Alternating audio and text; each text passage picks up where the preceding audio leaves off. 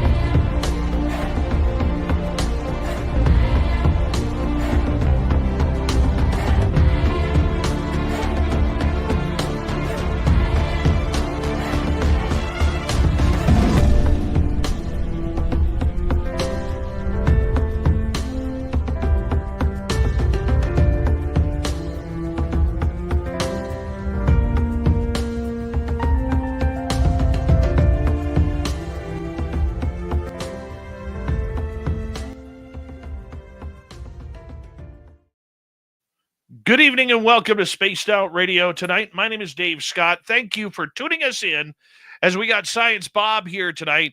He wants to go off on the UFO community tonight, so we're going to just let him loose. It's going to be a lot of fun tonight. Little Timmy James is in studio for the UFO report. It'll be fun with him. So we got to talk Jay Stratton as well. Yeah, we do. Oh, my. All right. And the best part about tonight, we have each and every one of you, including Kitty Caddywhack in the gold medal position. Race fan with his third silver in a row. SJ with a bronze medal tonight. Robert Lamoth, necessary dialogue, attorney at large. Michael Morris, luscious jewels. Nice to see you. Hi there, Road Flare. Frankie B. Mama Catherine. I love you, Mama Catherine. I hope you're having a wonderful night. We're going to make this a good show for you. Chris 716, how are you? As we continue on with our roll call, there's Mel WD40 lubing us up for tonight's show because you always want to go into a show with Science Bob nice and smooth. He doesn't like that rigidness. He wants it to be as smooth as the top of his head. So Mel lubes us up just for that each and every night. Eternity Eternal, good to see you. Little Timmy James in the chat room. How you doing, buddy? And Gory Tiger has returned. Gory Tiger will be signing autographs after the show.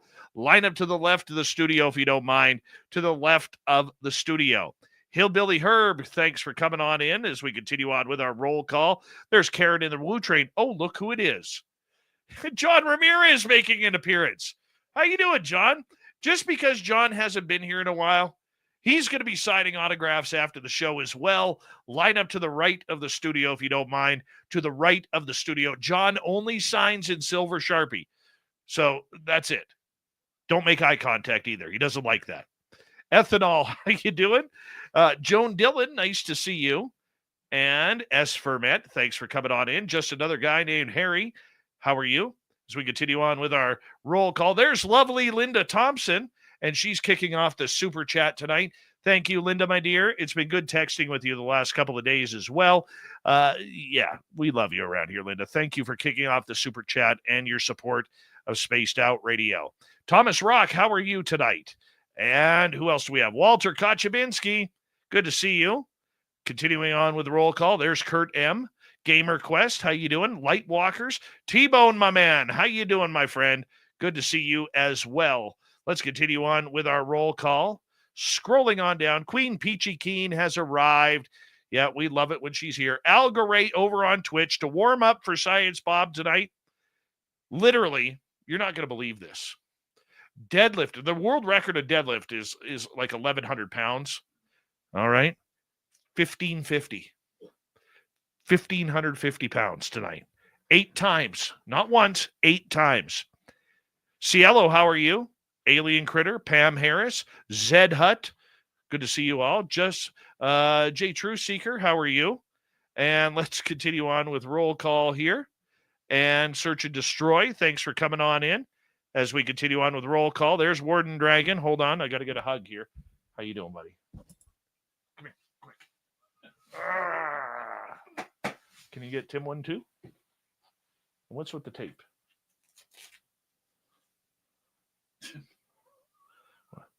Awesome. Awesome. I got a little note from my buddy here. Love you, bud. I can't get Tim any. Oh, okay. All right. Thank you, bud. Body Tech, how you doing? Pam Harris, nice to see you. Hi there, Carla. Nice to have you here. Wave of Mutilation. Stargazer, how you guys doing? And Science Bob's in the chat room. Yeah, Science Bob. There he is. Carol Amerio, JSCO. What in tarnation? How are you tonight? I love that name. Digger Dog, how you doing? Let's get the radio side going. And hello and welcome to the radio and podcast side of Spaced Out Radio tonight. My name is Dave Scott. We love it when you're here for Science Bob and Friends. We'll get to Bob momentarily. We are in roll call on our YouTube chat. Fast Hemi, how you doing, my friend? Kaysen, good to have you back. And who else is here? Jessica S. Good to see you. Scrolling on down, who is next? Because we are running out of time. W. Decker, Area 53, thank you for the love with that super chat, my friend. Really appreciate your secretive chats, just like that one. Throw those horns up. Let's rock.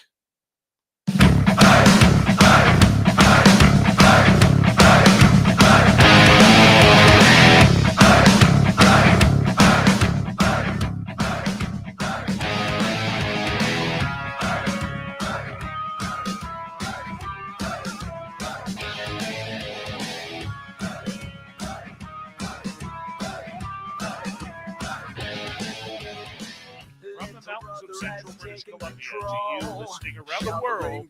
This, my friends, is Spaced Out Radio. I am your host, Dave Scott, sitting in the captain's chair at our headquarters. We welcome you to tonight's show on our terrestrial affiliates around America, digitally on every major podcast network. Our website is spacedoutradio.com. We have a plethora of features for you. Rock out, Bumblefoot, read the news wire, check out our site as well. You can follow us on X at Spaced Out Radio, Instagram at Spaced Out Radio Show, and on Patreon in the Space Travelers Club. Tonight's show is brought to you by Chive Charities. Help make the world 10% happier by visiting Chive Charities today. You can find them on our website.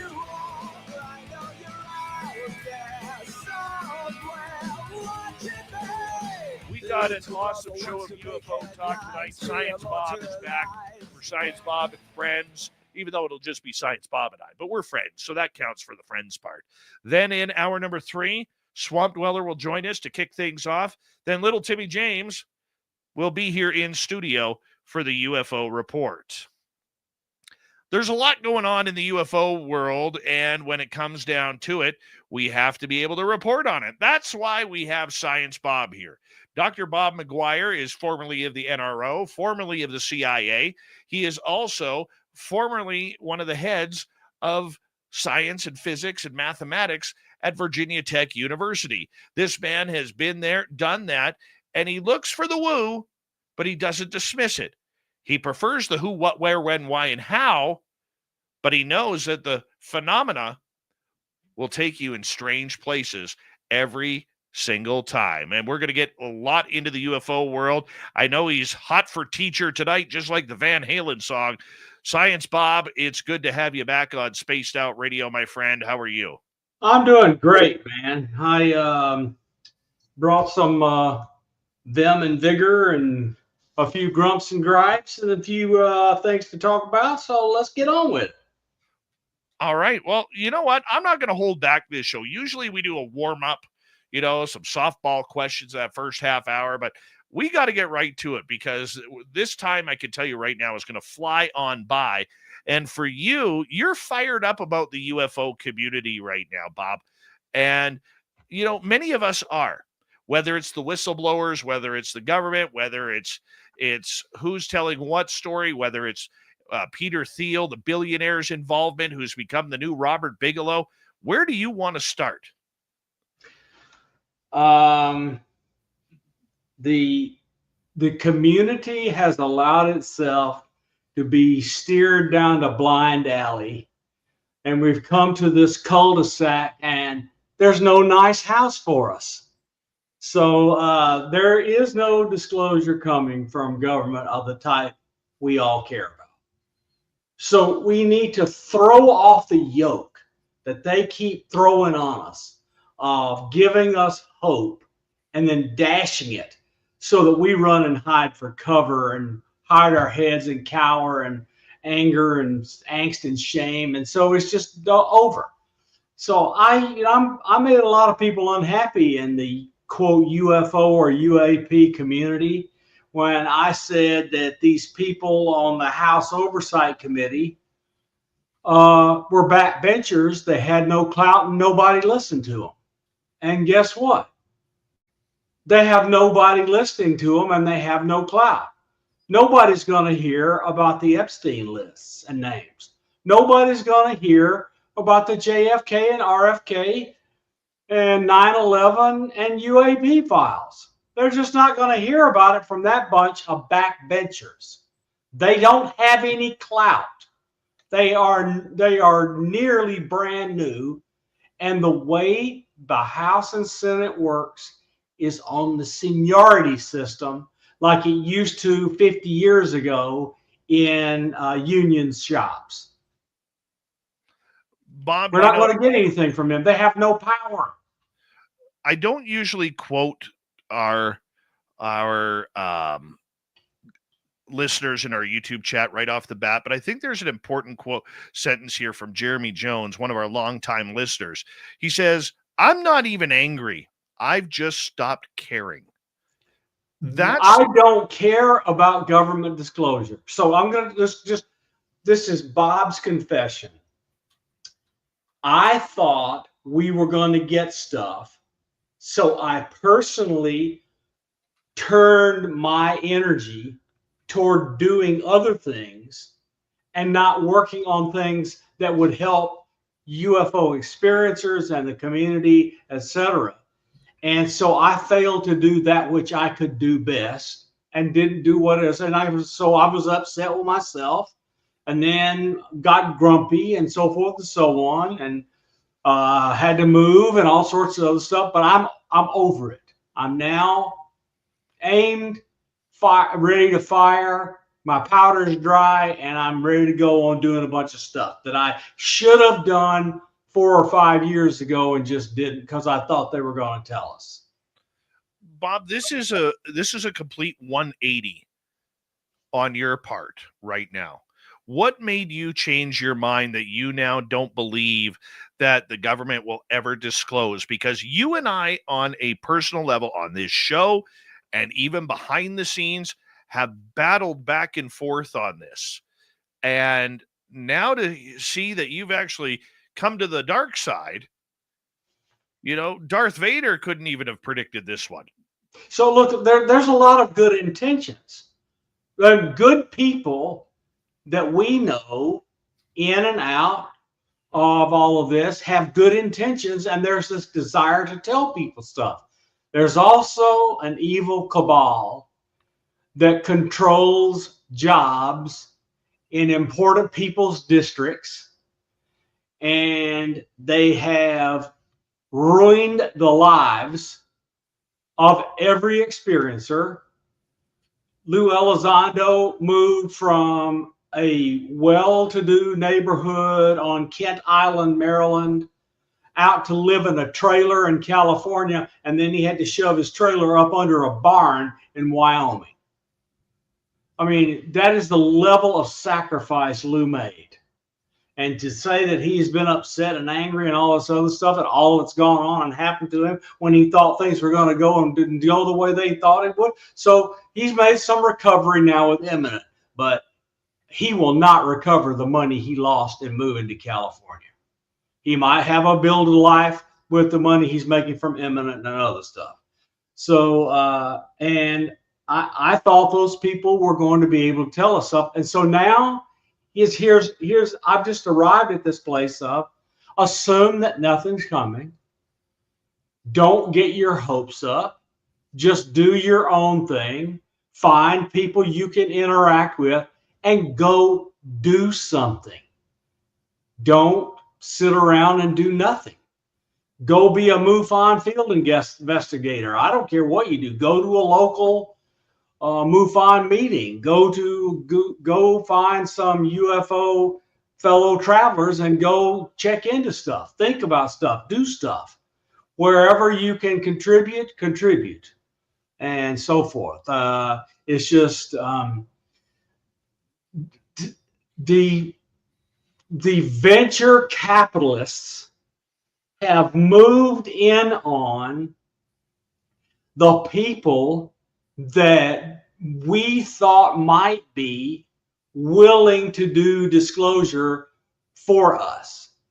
And what's happened is they're taking their knowledge and they're selling it to venture capitalists who's going to want to keep everything private so they can capitalize on it should anything come out that's usable.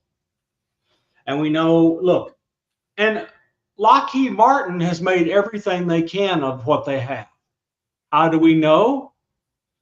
They got everything they could out of what they had, and they tried to give it to Bigelow, so maybe he could do it, because they were tired of paying $100 million a year for the security for all of that stuff when they weren't making any more money off of it. Okay, and that's literal. And then the Global Access Group, led by what's his name, got in the way and stopped the transition of all of that stuff to DIA and Bigelow under Lukatsky, et cetera. And then Lukatsky retired, and there you go. So, and I know where a deep underground military base is, where craft are flying in and out of the ground every day, escorted by military aircraft. And you and I know the person who can take you out there to see it. We know her well. Okay, and we will see her in 2 weeks. I mean, what can I say? So the stuff, we can go find out stuff on our own. And we need to do our own thing and stop hoping that people who we had thought were going to tell us stuff are going to, because they have been co-opted by money. And the people who have knowledge, and they're telling us the kind of noises we want to hear, they still want to keep their security clearance, so they have a yoke on their neck. And that yoke on their neck is they can't cross the line or their security clearance is gone. Now, they probably won't be put in jail, but they'll lose their security clearance, and they don't want to. Bob, you and I have also battled over time about the difference between ufology and uapology. I think there's a giant difference. Have you changed your mind on that now? No, I don't care what you call it. It's the stuff that we see happening and happens to all of us. I don't give a damn what you call it. Oh, you are pissy tonight. I love it. I'm not, I wasted 4 years waiting.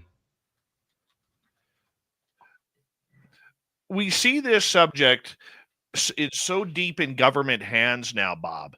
Whistleblowers coming out, but the whistleblowers are only allowed to talk to certain people publicly.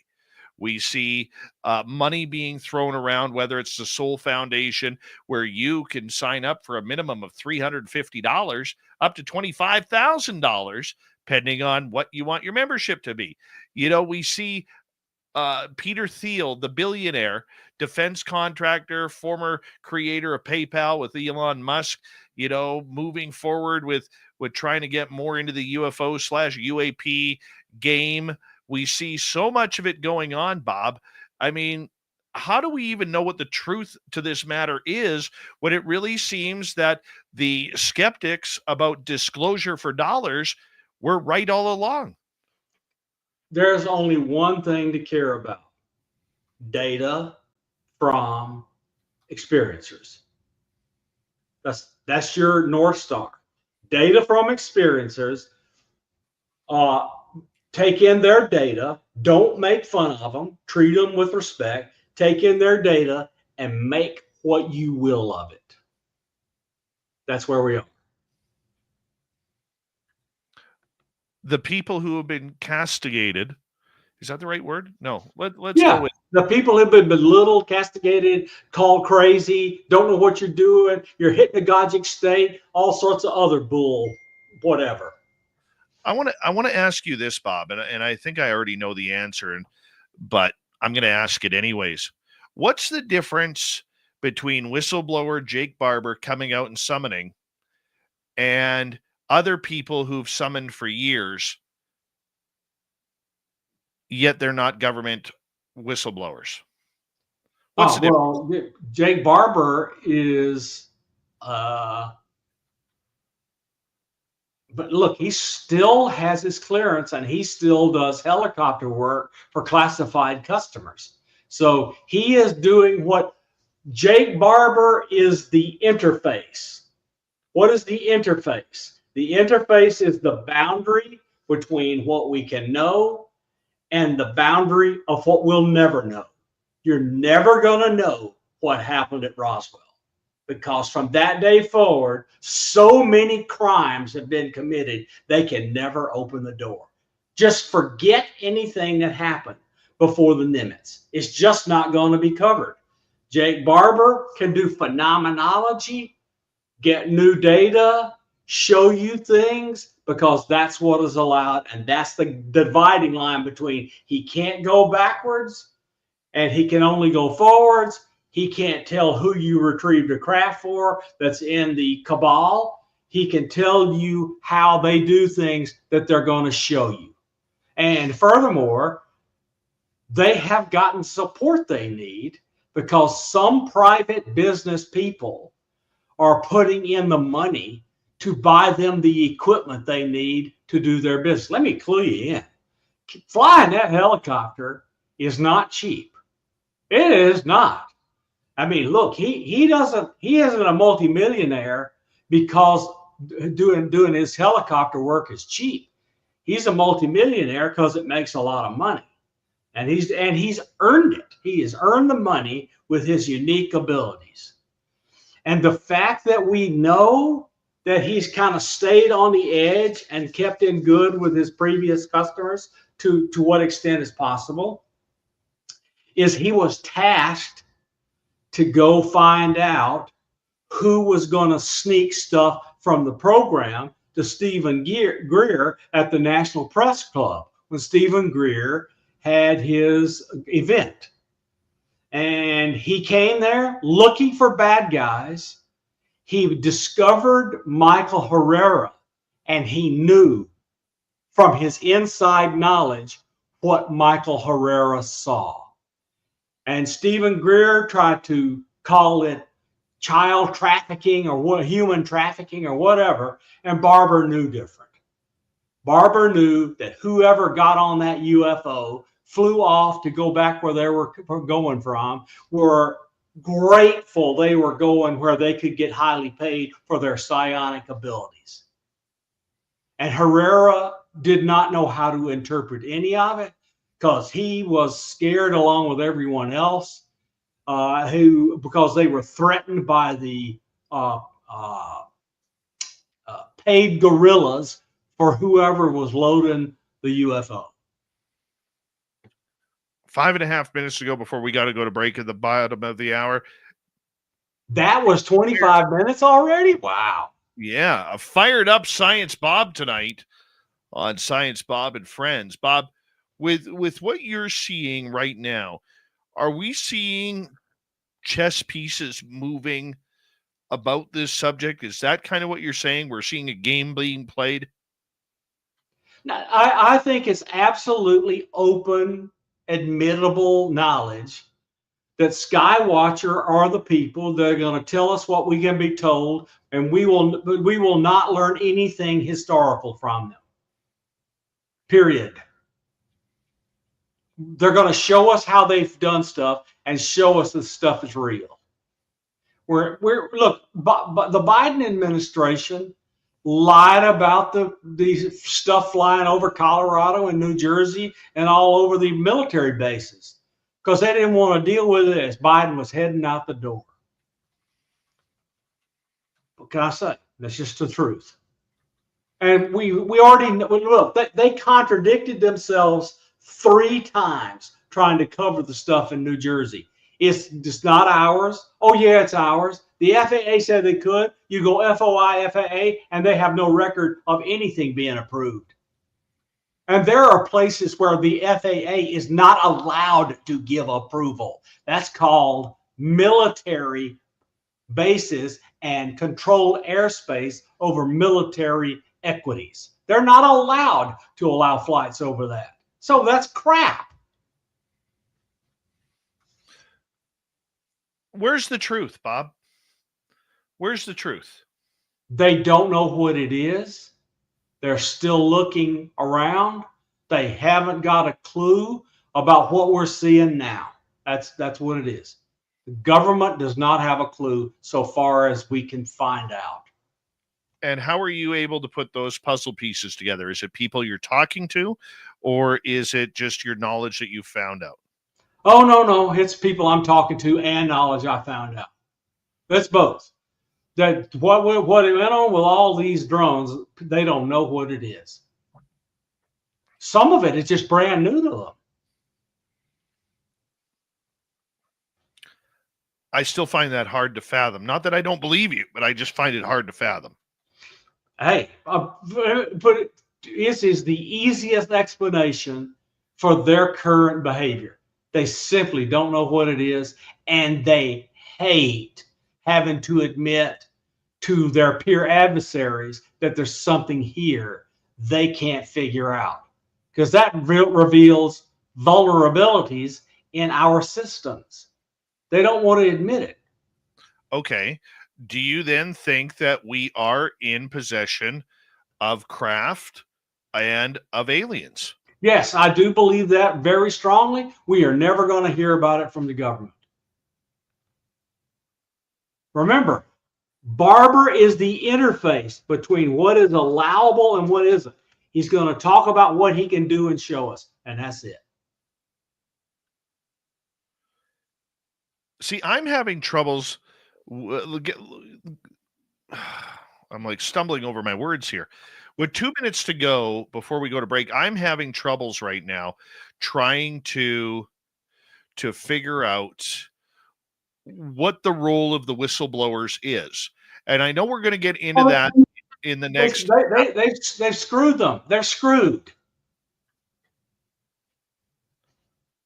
Grush is screwed, and Elizondo is. They can't afford to squash their security clearances because they don't want to open themselves up to a lawsuit for which there will be discovery and they can get names out of the pile. No, they're going to leave them in limbo. Grush's case was not adjudicated before the intelligence community inspector general left the job for a defense contractor.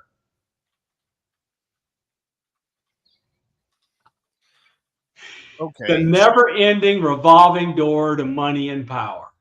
And I agree with you 100% on this. And I'm so excited to actually hear you talk like this, after me trying to sledgehammer it into that giant bulbous brain that you have. And it is bulbous. And I don't get to use the word bulbous enough on this show. Right. But I think, Bob, I'm really starting to get on the fence with the whistleblowers, because they're all saying, even though they have their own stories, they're all saying the same thing. Now, I'm not a show me proof, show me evidence kind of guy. I want to take somebody at their word. Okay. I really do. But I am getting a little frustrated that, number one, they're not talking to the UFO community. They want nothing to do with us. Number two, that we're hearing, I mean, how many documentaries now do we have to hear the same stories from the same politicians, the same talking heads who worked in government on these subjects?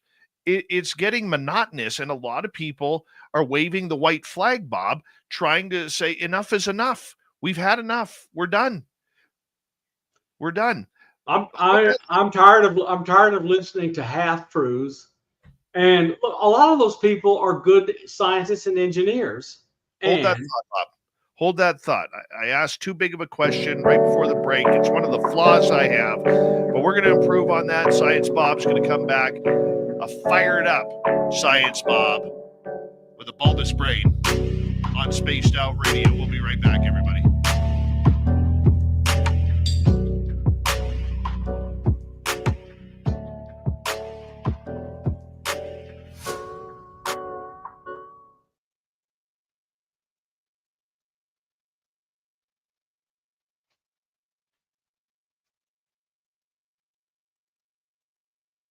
All right, we're clear. John Ramirez in the chat room says, I believe Herrera encountered CIA Directorate of Operations and Special Activities Center Special Operation Group paramilitary operations officers conducting a counterinsurgency operation. God, I want you back on this show there, John. I want you back on. You got to come back to the media if you're allowed. Oh, I love John Ramirez. Yeah, he's a great guy. Hey, is John, are you coming to San Francisco for UFO Con? Yeah, come on, John. We'll have fun. Yeah, he should. First glass of water is on me, man. Oh, I love John. We can go to the bar skiff. John's good people. Yes, he is.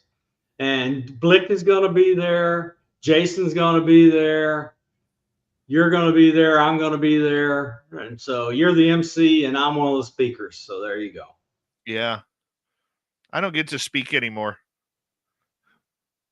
That's all right. You do a good job of MCing. I'm going to MC you. I'm totally okay. So we need to plug her as much as we can tonight. People, please go to UFOcon2025.com and figure out how to come to this thing. Millennium, my man, how you doing? Joe Kirk, thank you for that lovely super chat. Shelly, thank you for that lovely super chat. John said he can't go, that Lauren invited him. It's free water, John. Free water. Channel Warhorse. How you doing? And John is living a well-deserved retirement. yes. Sarah Michelle's got tickets. Yes, she does. We're going to see her there. Number 29 in your program tonight, starting in goal from Stockholm, Sweden. Lars Jansson, everybody. Charge. Uh-huh. Yes. I think Wes Decker means Area 52. But anyway. Oh, he's 53 years old, so he calls himself Area 53. And because I'm 51, I'm Area 51. I see. Well, I'm Area 71. Yeah, you're still younger than Tim. I tell you, I do not feel 71 years old. My brain is active. It's functioning. I'm doing astronomy and physics and so forth. Well, you got $100,000 telescope at your house. Oh, did you see that John got screwed? I got omitted from the Age of Disclosure film, contributed over 2 hours of testimony at a Los Angeles safe house. Well, look at that. We do not happy with that. By the way, I do not like it when my friends are not treated well. Sierra says, Dave, please stop making fun of Tim. Yeah. No. Jeff Steve Garvey is here. He'll hit a home run for you. Mm-hmm. John Blitch was also omitted. That makes no sense. I think I'm gonna throw it out there. I think that people like John and John got omitted, not because their first names are John, but because they are considered loose cannons. I think they're playing ball with the insiders. And when I say loose cannons, okay, like Jason Sands would be considered a loose cannon. He is definitely a loose cannon. Yeah. I don't think Barber and John Blitch are. And John Ramirez, I say that as a compliment, not as an insult. So please take it that way. Dave Tiger Williams is here. He'll drop the gloves for you. Big thank you tonight so far to Ukrainian Anita, Area 53 × 2, Shelly, T-Bone, Joe, Pam, and Linda. I love you guys. Thank you very much for the support. And hey, John, is your phone number still the same? Because I still have it. Can you just confirm? Because I was actually going to call you last week just to say hello and see how you're doing.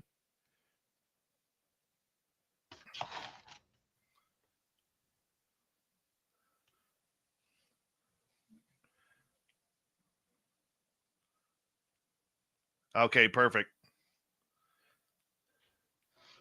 Give him a ringy dingy. Oh, yeah. Oh, yeah. A little ringy dingy from Canada.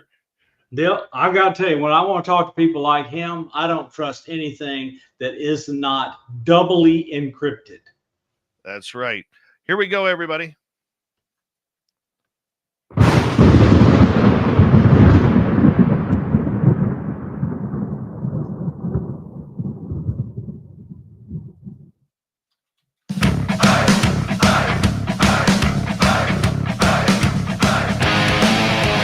Here comes the second half hour of Spaced Out Radio tonight.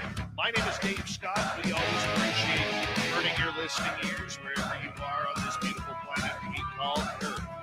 Science Bob coming up momentarily, but first we want to remind you that if you miss portions of this show or others, you can check out our free archives on YouTube or any major podcast network. Our website, spacedoutradio.com. We have a plethora of features for you. Rock out to Bumblefoot, read the news wire, check out our swag as well. Follow us on X at Spaced Out Radio, Instagram at Spaced Out Radio Show, and on Patreon in the Space Travelers Club. Now, Science Bob, right before the break, I was asking you about the whistleblowers. You know, is there a purpose to them? Is there a reasoning that they are doing what they are doing? Lots of voices, not a lot of evidence. We're supposed to take them verbatim. And, you know, when I first started in the UFO world. I don't. What's that? I don't. I'm back to being a scientist. They can give me interesting stories, but for me to believe in, for me to take something inside, I want to see the data. And that data isn't coming out, in your opinion? No, it's not. So I'm going to get my own data and take data from others, like the brothers out on Long Island or etc. Skywatcher, that's data. That's data we can use. I still like a good story. I like good stories, but they're just, you know, entertainment. But let me get to this for a minute, okay? The reason why I cut you off there is because I'm a rude host that way, Bob. A very rude host. But I don't care. I cut you off because one of the things that I remember when I got into ufology just a decade ago,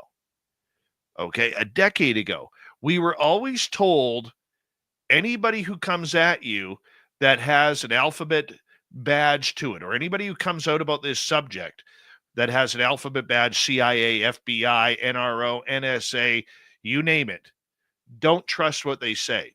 Then 2017 came along, and all of a sudden we're supposed to trust the words of all these whistleblowers verbatim. Where do we fall in that? Because a lot of people have been attracted to this field because of what Lou Elizondo has said, because of Jake Barber, because of David Grush, David Fravor, Alex Dietrich, Kevin Day, just to name a few. Well, David Fravor and Alex Dietrich, they had data they could talk about and show us.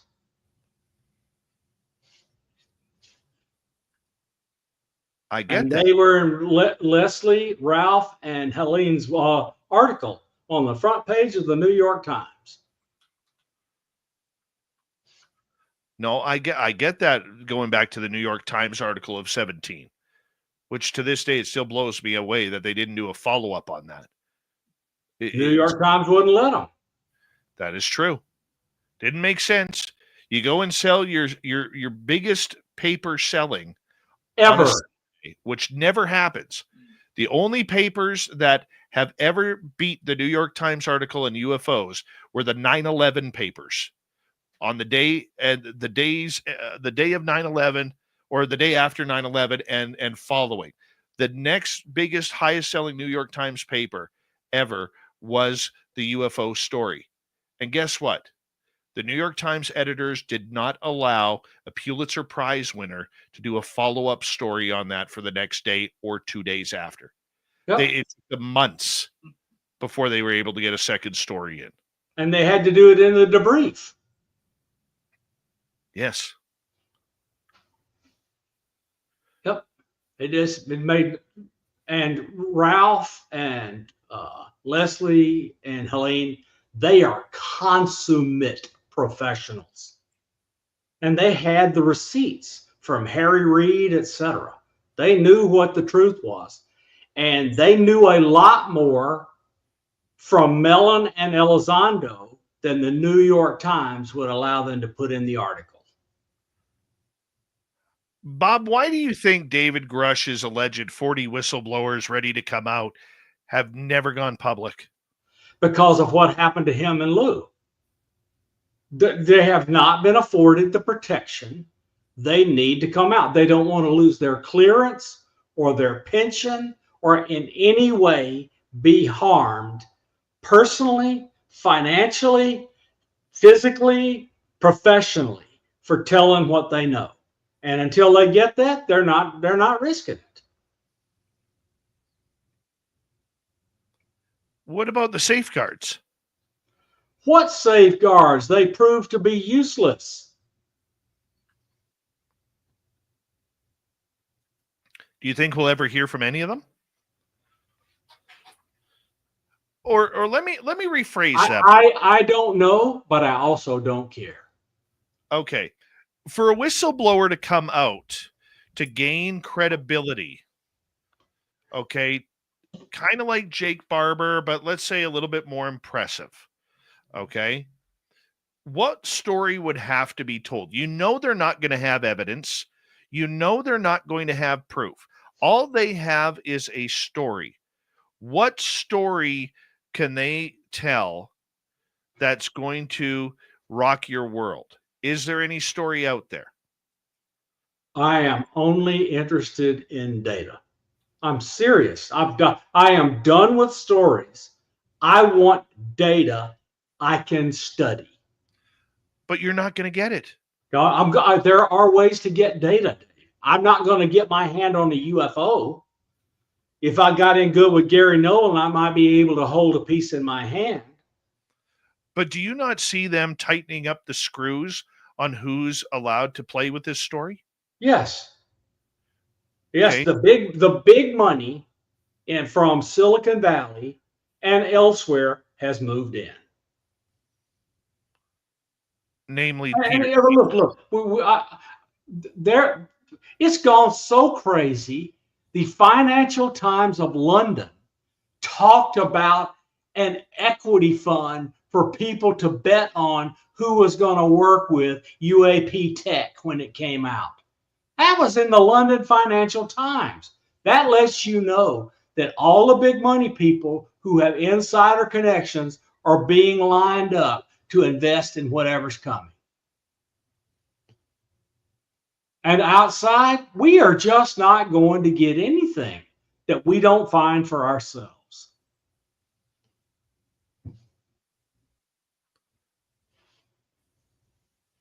Your thoughts on age of disclosure? Now, we've just found out from our chat room that former member of the CIA, John Ramirez, as well as another Alphabet agent, John Blitch, whistleblower, they had their parts cut out of that movie. What they were said, we don't know. But are you surprised? No. So I'm not. So well, it bothers me they weren't included. Yes. So it's bother. But look, an editor has a fixed amount of time that whoever he's going to sell this thing to for money is going to force him to fit his stuff in time, and they just fell on the cutting floor. Like it could be as simple as that. Okay. The movie is more stories. They get closer to saying interesting stuff, especially Jay talking about, I have seen a craft and talked to an alien. That's pretty heavy. But there's no data to go with it. I believe him, but belief is not science, and it's not data I can work on. I get that. I understand that. I appreciate that. But when you look at the last couple of big movies that came out, The Program by James Fox, and now Age of Disclosure, it's the same political talking heads, the same government officials telling the exact same story. It's the same movie. And we haven't even seen the Age of Disclosure yet. It doesn't come out until this weekend. And people, listen to me. I am told that the link in Plex is a trick to get you to sign up for their streaming service under a monthly agreement, but it is not yet known where they will ever get the rights to stream it. So wait until they have it before you sign up for anything. Okay, anyway. Yeah, so when it comes out, I will see it. If it's in one of the things that I already have, I might use it. But my intention is not to pay a damn nickel to see it.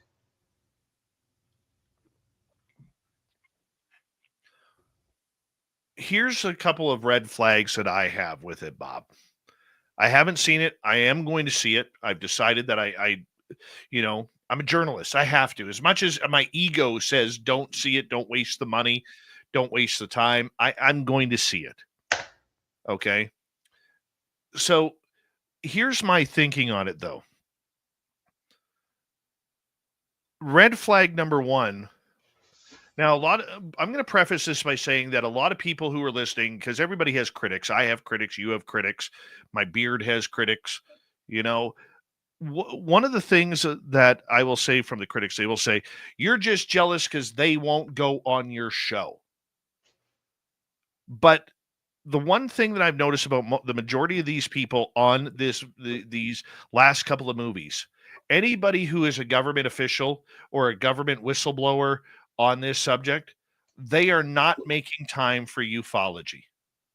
No, they have no interest in us. We are too cantankerous and out of control. We are too well versed in history so that, look, the Lou Elizondo going on No Name podcast, that was because he knew they were going to be softball questions and he wouldn't get any follow-ups. Lou has done what he's done. He's written his book and it's interesting, it's informative, but that's it. He will not open himself up to truly difficult questions because he just can't answer them.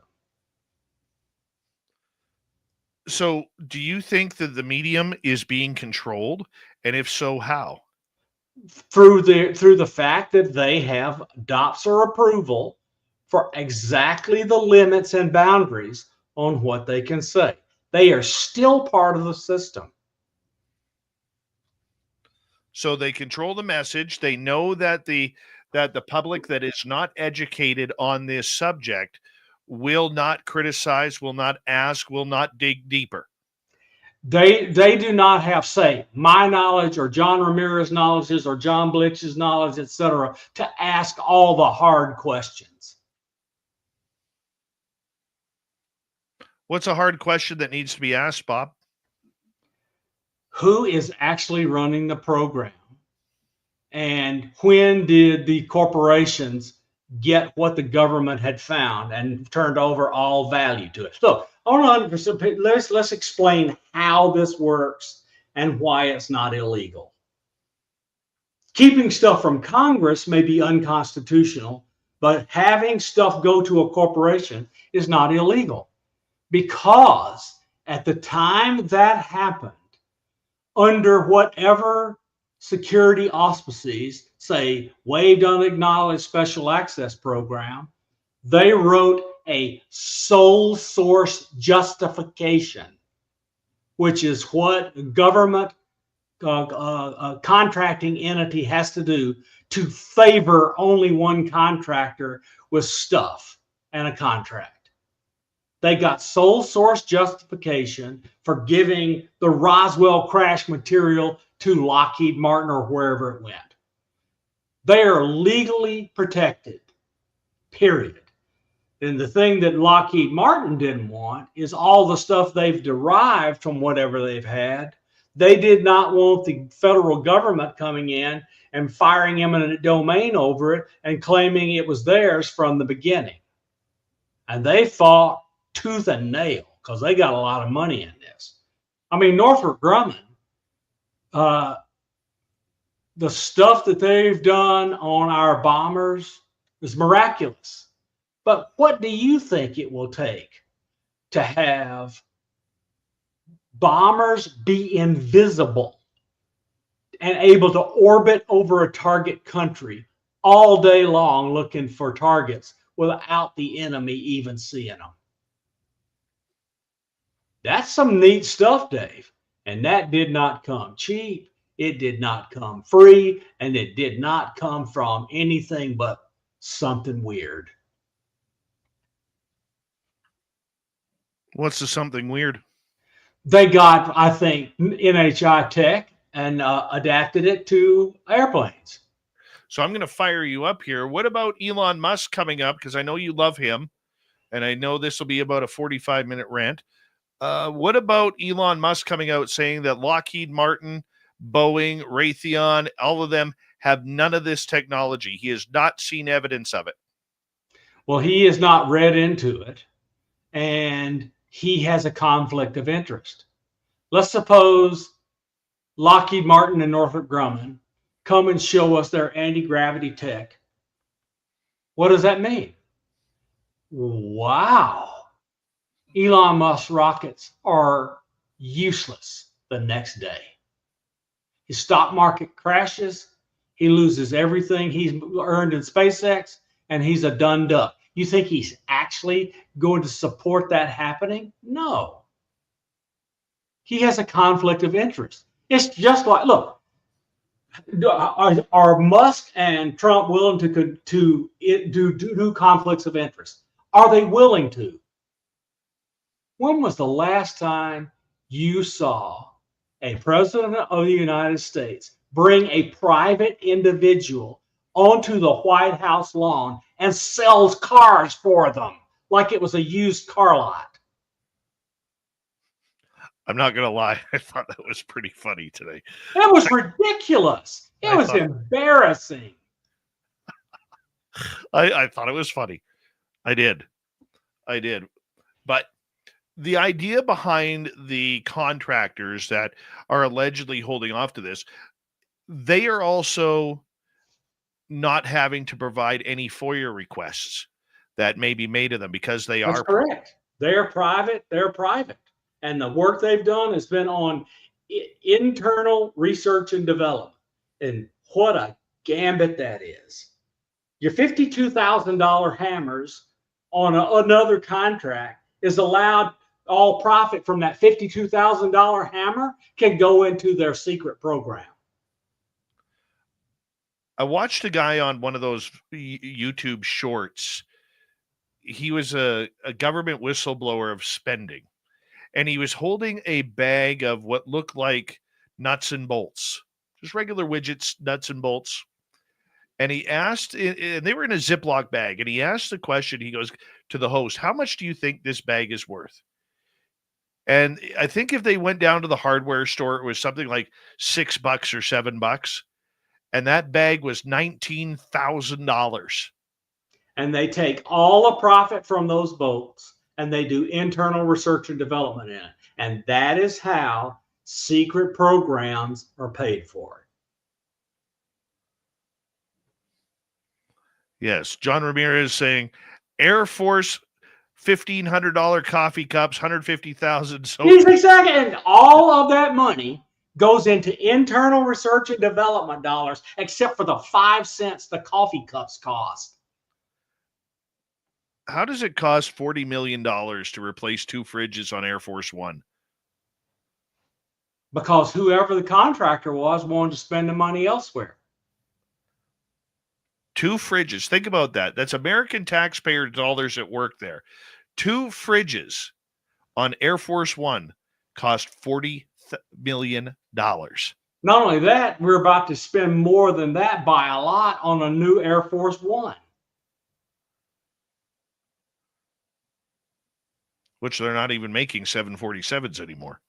No, they're going to do something else. I don't know what it'll be. Imagine Air Force One becoming an Airbus. Oh my God. Could you imagine? No, I'm sorry. I don't think that'll work. I'm sorry. Unless it is. Oh, well, now wait a minute. It might be at the new Airbus factory that is in Alabama. They might do that. I don't see it happening. I really don't see it happen. Attorney Michael Morris says, it's the cost of doing business and the price of freedom. Freedom, I tell you. Freedom. We need those $40 million fridges. $2.5 trillion the last time Catherine Fitz looked. That's completely missing in any accounting of government spending. Do you know how much stuff $2.5 trillion will buy from an Air Force contractor working on UFOs? A lot of widgets. And look, they already have out at every proving ground and everything in a desert a deep underground military base. They have them everywhere.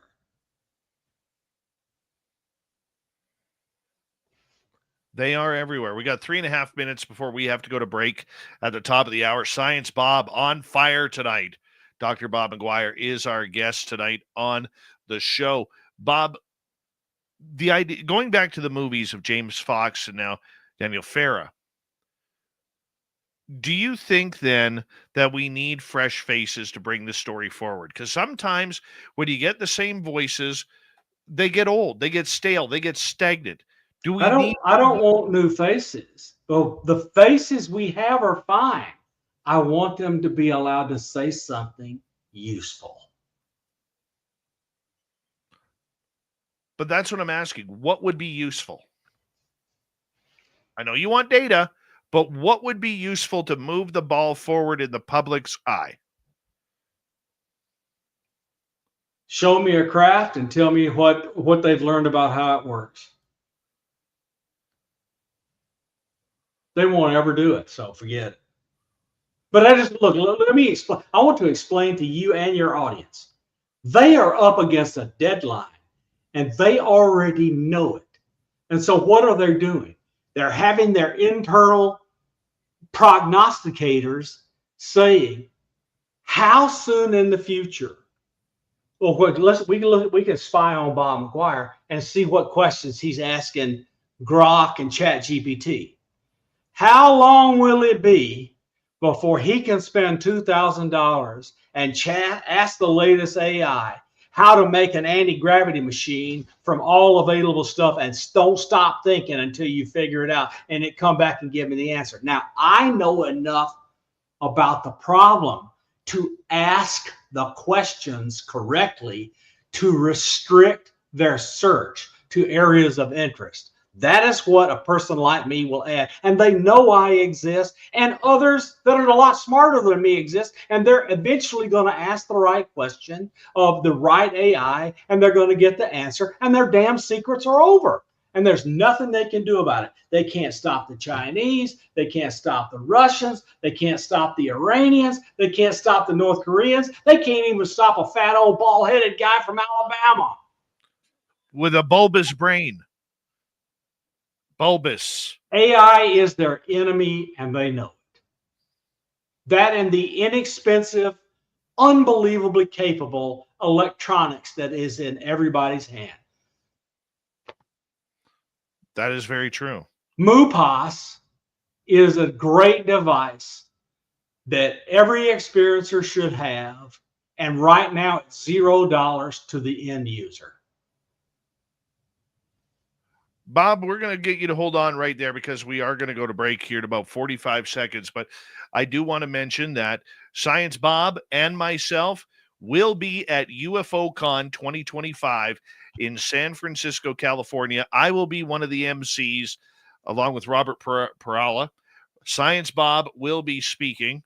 Hopefully, he will be just as fired up as he is here tonight, and it's going to be a great show. Go to UFOcon2025.com, UFOcon2025.com, and get your tickets. 3 movies. Spaced Out Radio. My name is Dave Scott. Our guest is Science Bob, and we'll be right back.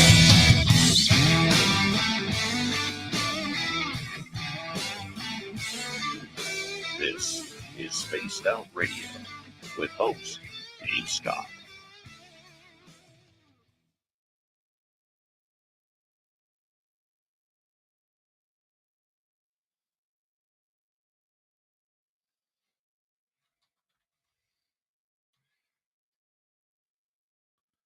All right. UFOcon is April 4th through 6th. 4 through 6. All right. Bob, I'm going to put you in the green room. Going to take a quick break. I'll be right back, okay? Yeah, there are 3 movies, all sorts of big time names. It's going to be a good deal. And the hotel is gorgeous. Not expensive. That's right. Okay, Bob, I'll be right back. All right.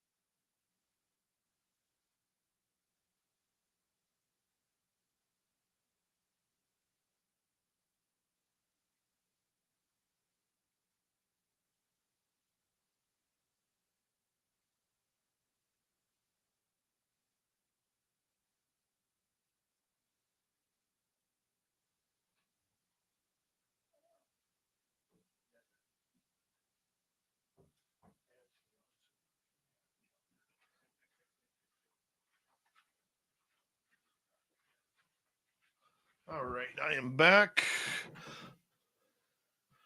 All right, who's jumped in here?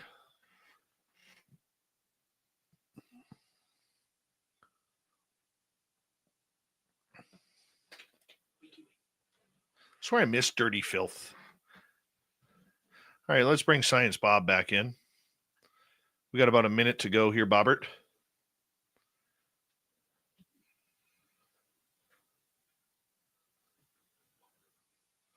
And okay, we're clear. Said hi to everybody. Boondock, how you doing? Phineas over on X, nice to see you. Hi, Margaret Oliver. Hey, everybody, let's sing happy birthday to Merle. Happy birthday to you. Happy birthday to you. Happy birthday, dear Merle. Happy birthday to you. Happy birthday to you. Yes, big thank you tonight to Linda, Area 53 times 2, Pam, Anita, T-Bone, Shelley, Joe, and another Joe, Cosmic Joe, for the super chat.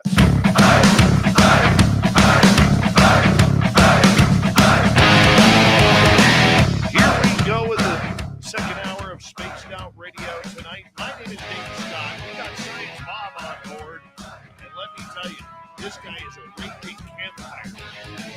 He really is about the UFO subject, and we are glad to have Science Bob here checking it on out. But first, we want to say hello to everyone listening in on our terrestrial affiliates around North America, digitally on every major podcast network, our website, spacedoutradio.com.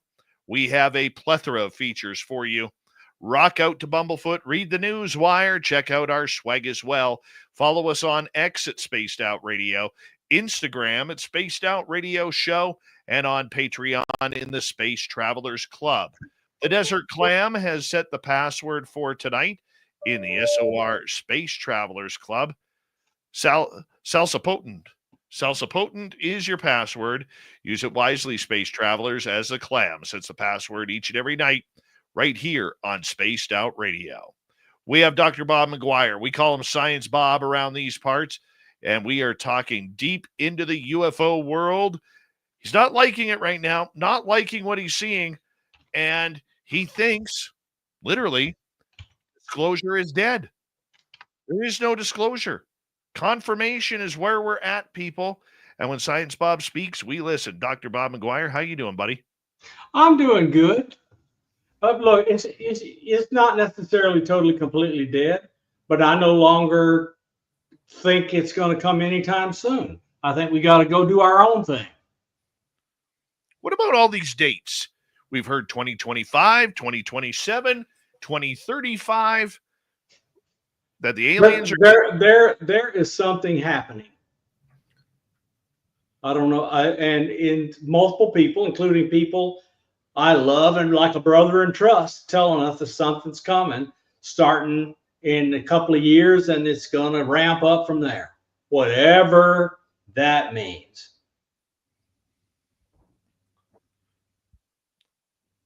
Let's talk summoning. Yep. Big hot topic, Bob. A lot of criticism from the skeptics saying it's impossible. People are grifting off of this, making themselves popular, all because Jake Barber says that you cannot, or that you can summon, and people are saying, no, you can't. It's all BS. It's debunkable. It's this, it's that. It's satellites. It's balloons. It's Chinese balloons. It's absolutely everything but aliens. What's your thoughts on summoning? That we've been doing CE5 all along. We've been doing remote viewing for decades. We've seen people that you and I know bend spoons with their minds. It's all the only people who don't haven't looked. You and I have gone out with people we know and watched them bring craft so that we could see them. It happened last year in Nevada. And it's just, it's here, it's real. take it or leave it. I am not here to convince anybody, but if they really care, they can go find out for themselves if they really want to see. But they have to want it.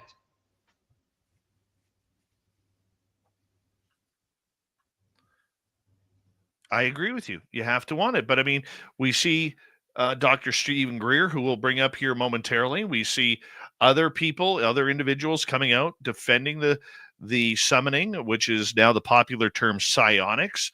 Do we have the mental capability of actually doing this? Yeah, I believe we do. Have you tried it?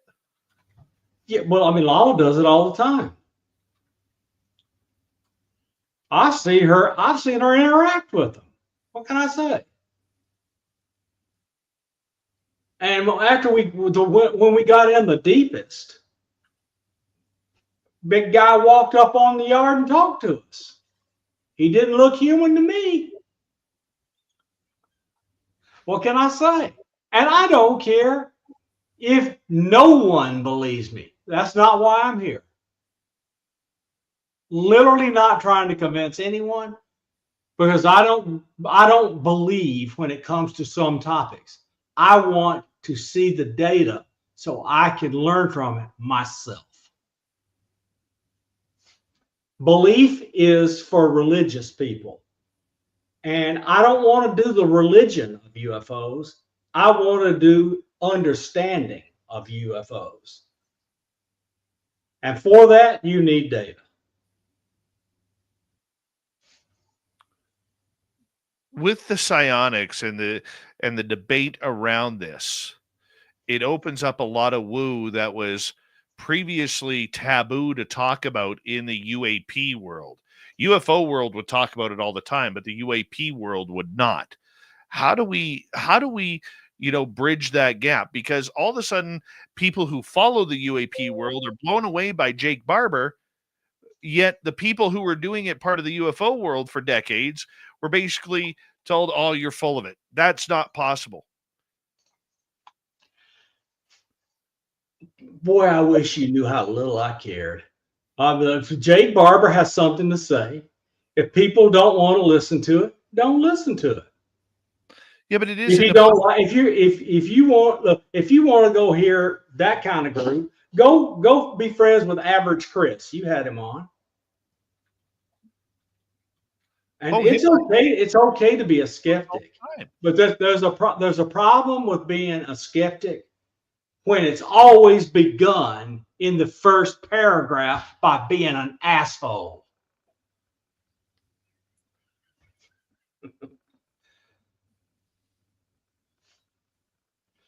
And there's too many of those. We just don't need them. So I don't worry about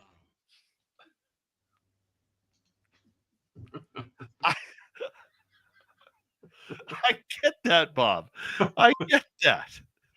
Okay. The point about Jake Barber isn't it's not a shot at Jake Barber, though. No, I get it. But I mean, I understand the deal. But the deal is people want to listen to him or they don't. And he has not done all he needs to do to present evidence that anyone can see. They are doing that now. People can be patient and wait till they're ready. But I mean, they're out there getting ready to make a big splash. They're involving Ross Coulthart and Gary Nolan, a bunch of other people, and they're going out and collecting data and letting 100 people see it when they do it. Well, it doesn't help when you're doing it at 29 Palms. No. That's not what they're doing. They've advertised what they're going to do. They're advertising right now for people who can volunteer locations where they can go do this. Not at 29 Palms. When they held their little conference that they did a couple weeks ago, it was at 29 Palms.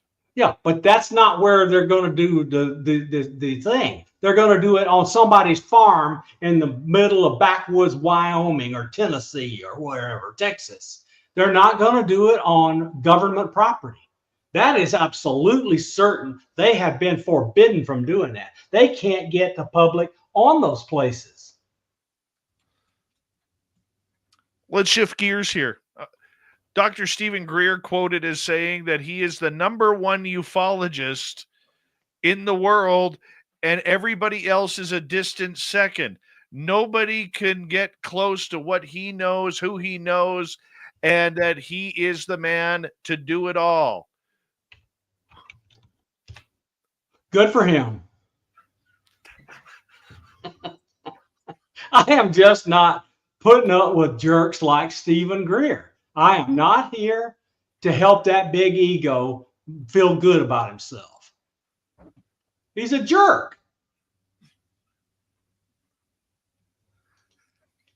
He has been jealous of other people stealing his thunder before he became a billionaire. And if you think I believe he was offered $1 billion and turned it down, you need to go buy a bridge from me from Brooklyn. Not a fan? No, because he's a jerk.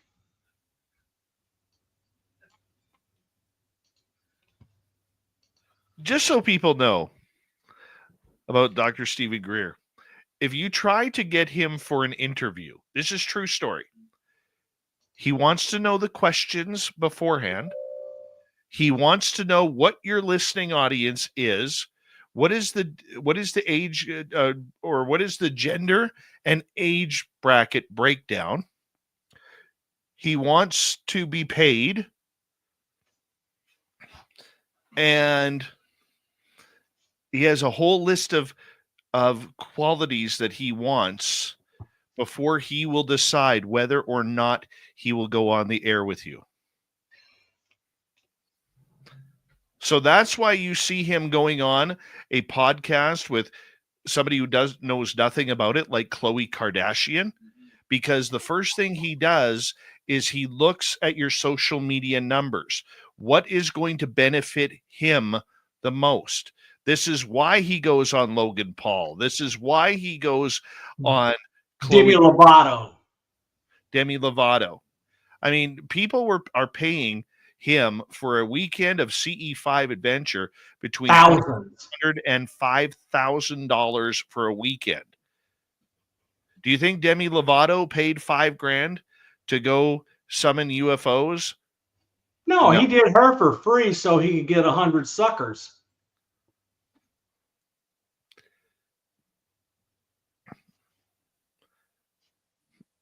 And he will never get over those 4 flares off the coast of the Gulf of Mexico. He'll never get over it. It is difficult to take him seriously when he's bombastic like that. Yeah. Absolutely true. I don't take him seriously. But that is also part of the Disclosure for Dollars movement. He wants his look, he has done good things. He has a massive archive of papers, government documents, and videos that he has taken. And he behaves in those videos. He sits there and let those people talk with an occasional little prodding that's a really reasonable question. And then those videos go up and you're left to make your own interpretation. And all those documents, they're valuable. But his constant claiming is he is the only person who's ever talked to a head of state all over the world about UFOs is ridiculous. What's he thought of like on the inside? He is not discussed, to my knowledge. What about the 1,000 of whistleblowers that he potentially hands? I think that they have gone and talked to people in Congress after the staffers, and by that I mean the staffers, after the staffers has taken their names and vetted them All Greer was allowed to do was give them names, and then they did whatever they wanted to with them. I guarantee you he did not get to go in the room with them because he's a loose cannon. They might say something that's classified that no one is allowed to say in front of Greer, so they won't let Greer in the room. Do you think that's why he's never been asked to be involved in a congressional hearing? Yeah.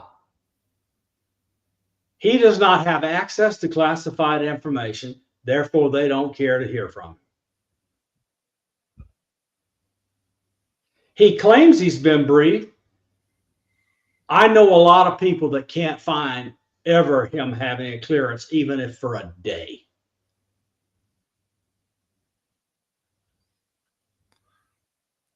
You know Jacques Vallée's latest Forbidden Science book? Yes. It's called Scattered Castles. Yes. That is a brilliant name. All of ufology has all these scattered castles all over the place.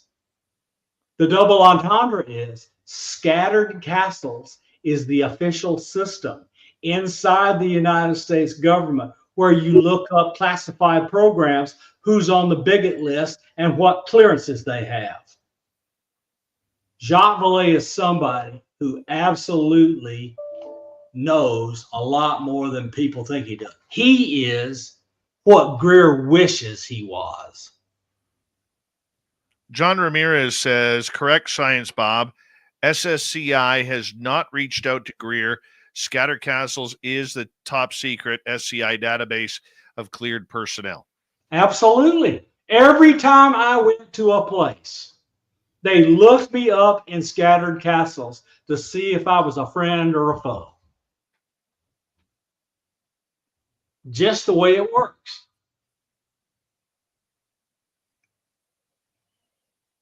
Well, there's something that you learn you don't know.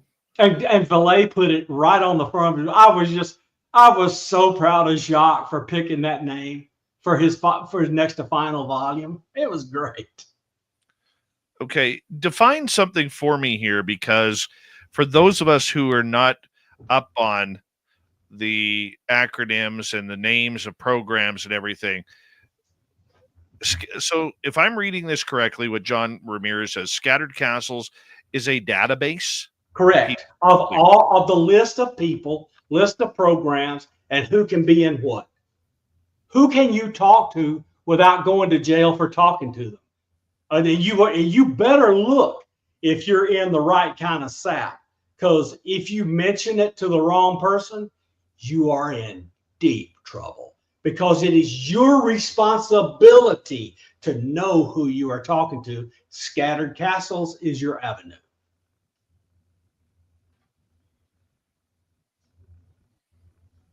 Whatever happened to Immaculate Constellation? They changed the name 15 seconds after it was known, and they were required to change the names regularly. I'm sure that name is long gone. So when they change a program like that, they change the name. Why do they do it? What is the purpose of that? To obfuscation.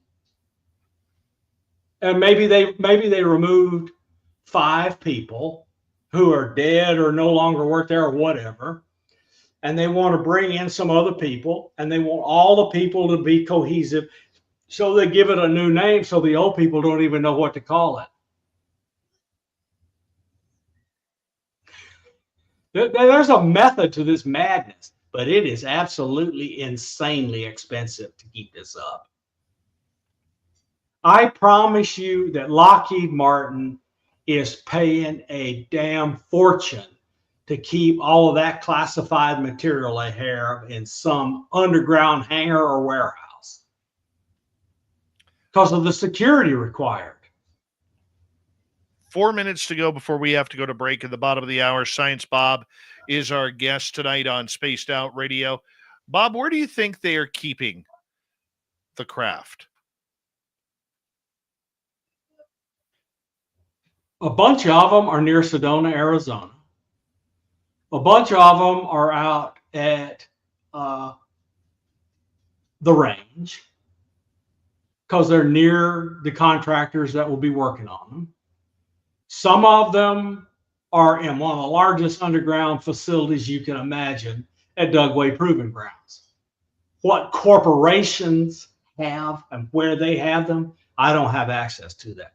But we know who owns the thing out in Sedona, because the cement plant that's right on the edge of it is owned by Lockheed Martin.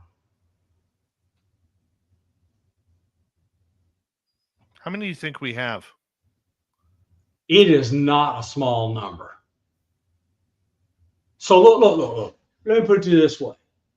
If Jake Barber and a few good old boys can run out with their helicopter and call up an egg anytime they want it, how often do you think they could do that before they've got so many they can't even count?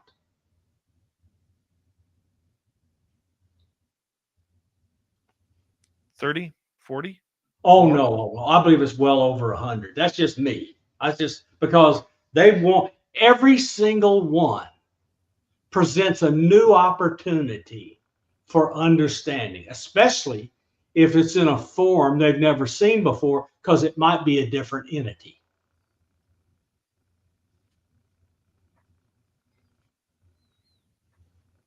What about aliens? That's what I'm talking about. Whatever the entity is, whether it's AI or biological or both, they want to talk to anything that'll talk to them. Let's get a couple audience questions here. So we got 2 minutes, Bob. Start off with Sierra. Who do you think hired Jake Barber to look for info leakers at Dr. Stephen Greer's? Whatever contractor that he was working for at the time. So in other words, the contracting entity that had access to materials that they knew had gone missing, they wanted to see if the person that took it were going to Washington to hand it over to Greer and seek protection. And Jake Barber was sent to find them. Like for example, I'll just say it. He went to Greer looking for one of those tough book laptops that he had gotten a firefight over, and found 2 of them at the bottom of a lake, and he knew there were others, and he was sent to go find them.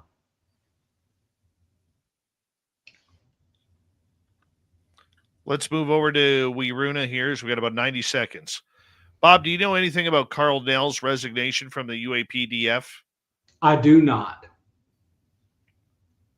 That's a quick answer. Go to Queen Peachy Keen. Bob, do you know about the Smersh agents and the book that they have continually updated from the race to Antarctica? Paperclip my butt. Paperclip my ass. Yes, yeah, I get it. So I know the stories. I have no knowledge of the veracity of those stories. Now, what do I know? I know that 20 years ago or so, a group of dignitaries, high-ranking officials, well-known people, were flown to Antarctica. Included in that group was Buzz Aldrin. And they went to see something. And what it was that Buzz Aldrin saw upset him so badly, he had a cardiac event. And they spent a bloody frigging fortune medevacing him out of Antarctica back to New Zealand or Australia. I can't remember which. And so that's how we know something went on there. So what does that tell me? There is something to see in Antarctica, because you don't take former senators and secretaries of state and astronauts to see nothing. Bob, hold on right there. Science Bob and Friends continues on Spaced Out Radio right after this.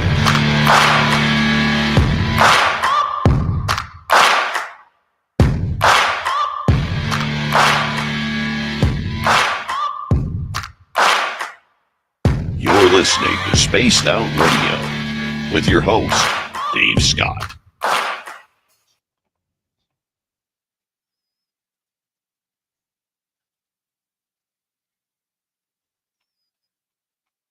All right, we're clear. Andromedan, how you doing?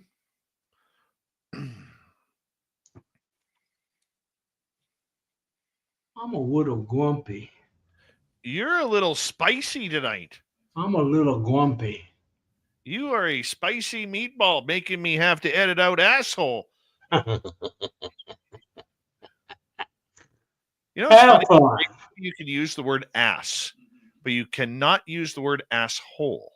I see. All right. Well, just take the whole part off and leave the other part in. I plan on it. Plan on it.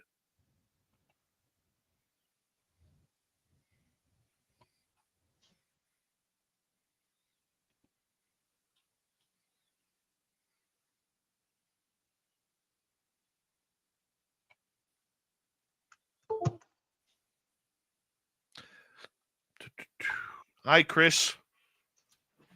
Hi, Chris.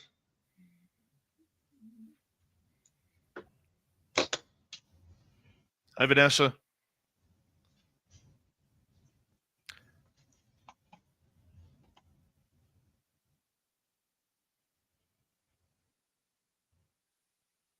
Science Bob's birthday week. That's right. I did actually call Bob and sing happy birthday to him. He did indeed. I can attest to it. Thanks for remembering, Vanessa. Mm-hmm. Warden Dragon, how you doing?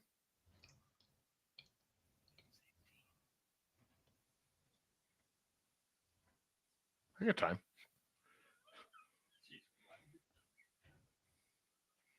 CS, how are you? So my son brought me a root beer. That's what it was. Thank you, Chris.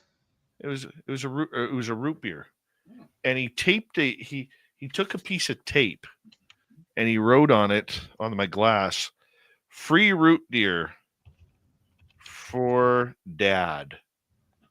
How awesome is that? And he even put ice in my cup too, eh? I saw that. The kid's balling. Did he apologize for not bringing me one? Balling. Oh, looks like that's okay. Xanos, how are you? We got about 3 minutes, Bob. Teen, how are you?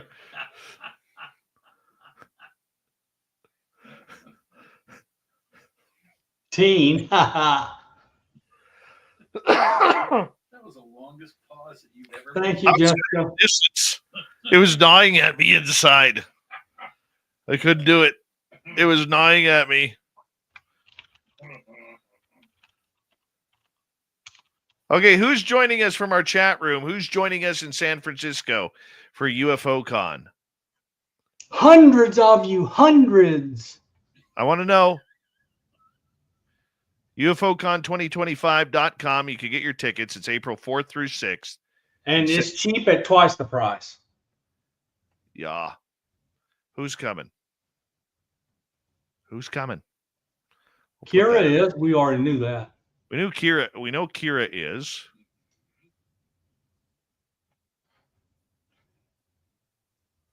Oh, John says he signed to go. See where he said it? He retracted that. No, at 1:33 a.m. He says. But we can see it on StreamYard, but we can't see it. He retracted it on YouTube. I'm looking at YouTube. He's signing up to go. He's signing up to go. Yeah. Yeah. That's good. John, you can hang out with me, have a glass of water. We'll have water in the water bar. Yes, we will. And then it'll be super secret water. Might be from Mexico. Could be. In which case we have to wash it down with alcohol so we don't get sick. I'm not saying Mexican water. People, read through between the lines here.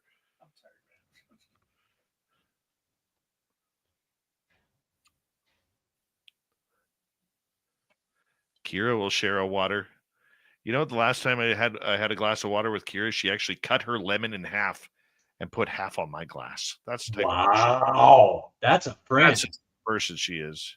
I'd take my fork and stab it in your hand if you tried to get my lemon. All right, we got 35 seconds left. Big thank you tonight to Cosmic Joe, The other Joe, Area 53 times 2, Shelly, T-Bone, Linda, Pam, and Anita. Thank you for the love, everybody. Thank you. Altitude sickness. That's actually interesting. All right, Bobbert, hold on. We got like 7 seconds. Or more like 8. Now it's 7. Now it's 5. Now it's 3.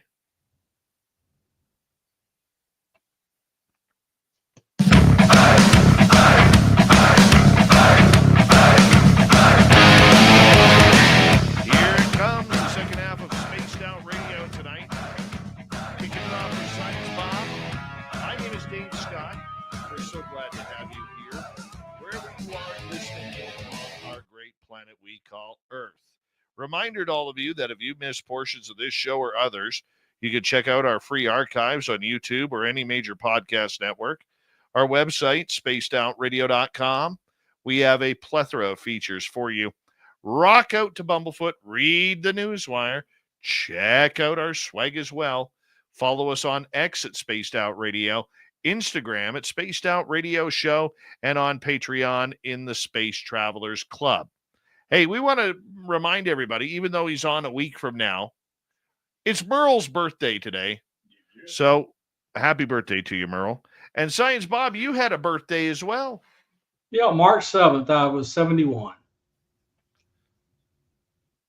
Nice. Nice.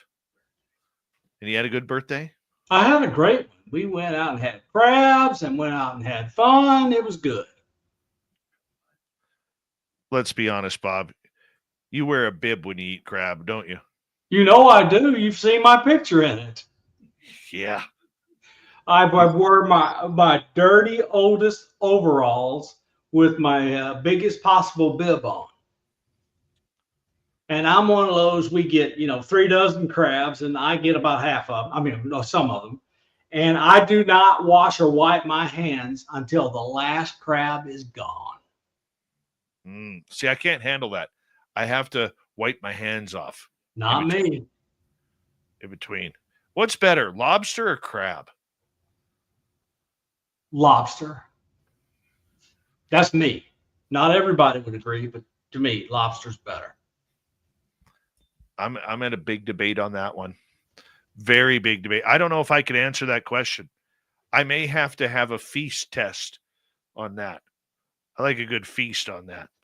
All right, let's continue with the UFO talk here, Bob, because right now we're seeing a lot of, by the way, Area 53 wishes you a happy birthday too, Bob. Oh, great. That's terrific. 53. Yeah, he's going to be Area 54 this year, and I'm going to be Area 52. Thank you, West.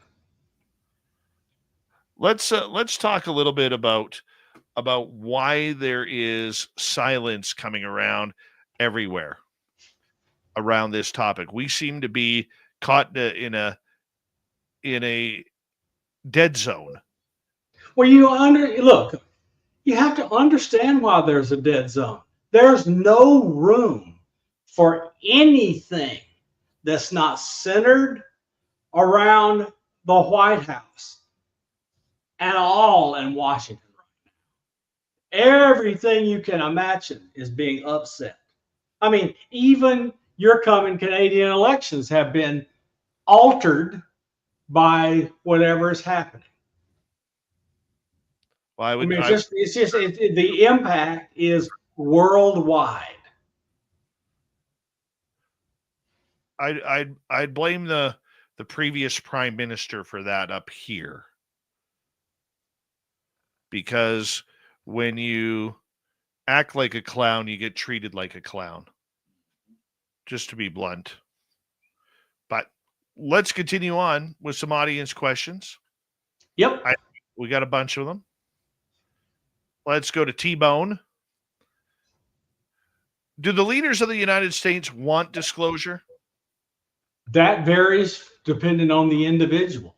I don't believe Joe Biden and Jake wanted disclosure, so they didn't do it. They got in the way of disclosure.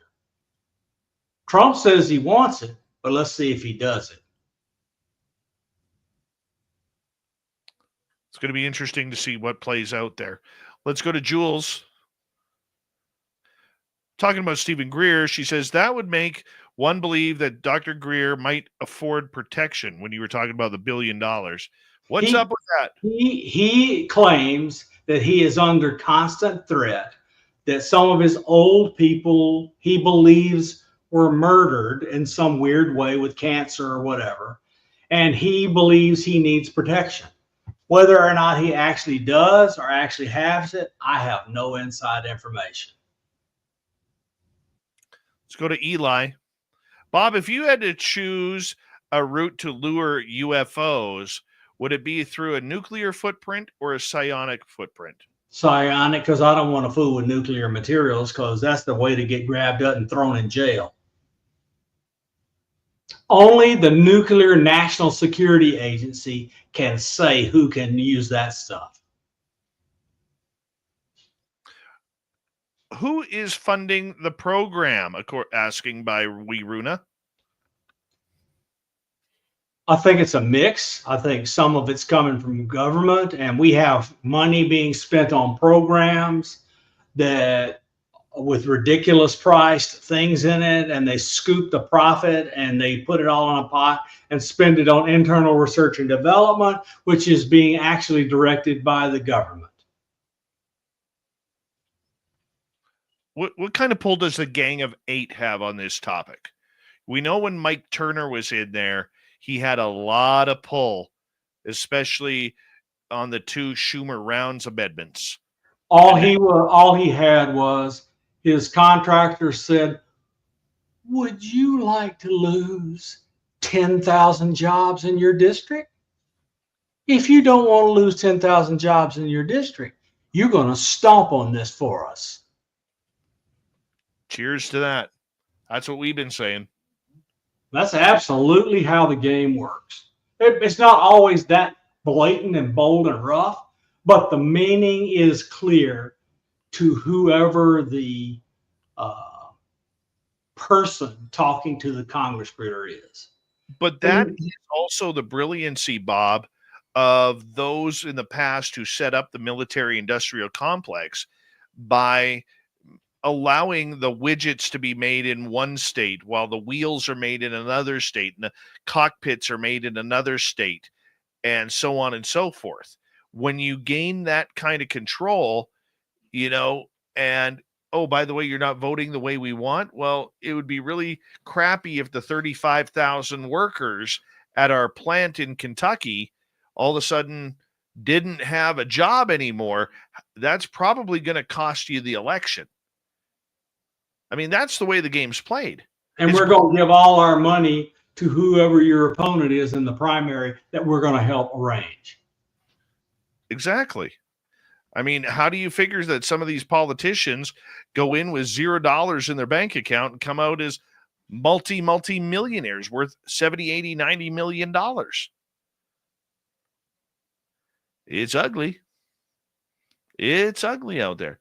All right, Bob, let's go to another question. Let's go over to Queen Peachy Keen. Bob, do they run the underground bases with mind control and just let it appear as to what benefits them the most as if we have control? I think they're hidden in plain sight underground. They have access points where things that look like the side of a mountain open up and you can go inside. I have seen that with my own eyes. Oh, you've been underground. Oh, yeah. But I have not been to Area 51 or S4, but I have been underground. All right, let's move over to another question. Let's go to Xanos. Bob, do you think whistleblowers are just a distraction to keep us looking in the wrong place? No, I think their whistleblowers are people that are disenchanted with the program as it is currently run. And they think the American people have the right to know some stuff and that the Congress has the right to control some stuff. And so they're constitutional patriots and they want it run differently.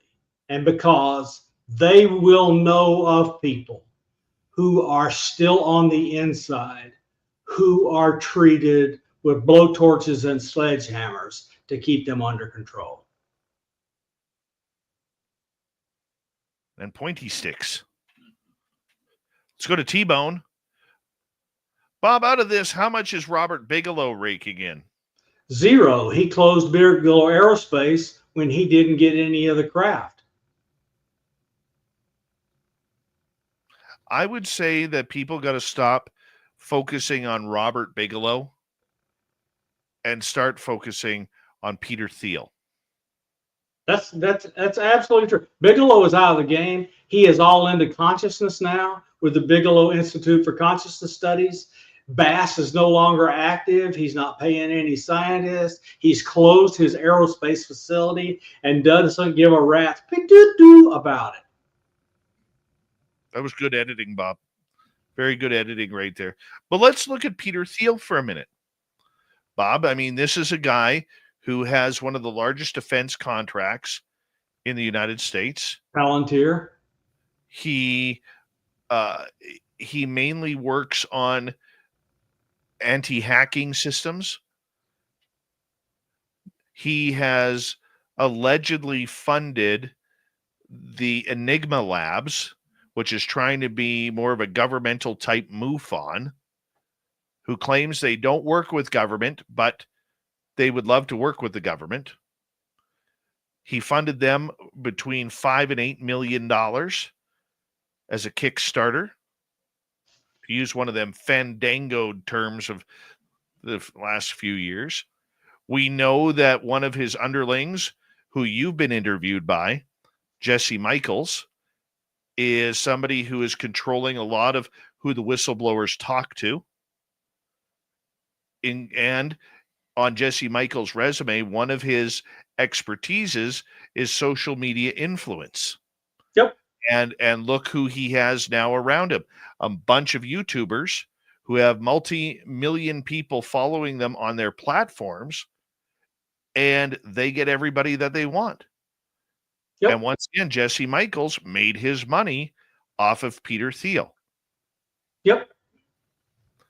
So to me, if you were to spider web it out, it starts at the top with Thiel as being the new Robert Bigelow. Your thoughts? Especially since he's big in Palantir, he's always going to be big in the government. And so it's just, yeah, he is big time in government. And look, Peter Thiel made J.D. Vance. J.D. Vance is a Peter Thiel construct. Peter Thiel changed his names 4 times before he became J.D. Vance. Thiel funded Vance through 3 business failures before he finally said, look, go home to Ohio and I will fund your campaign, and did. He elected him to the Senate. He pushed him on Trump, and now he's vice president, and Thiel has access to the Oval Office. Thiel is powerful. He made J.D. Vance from nothing.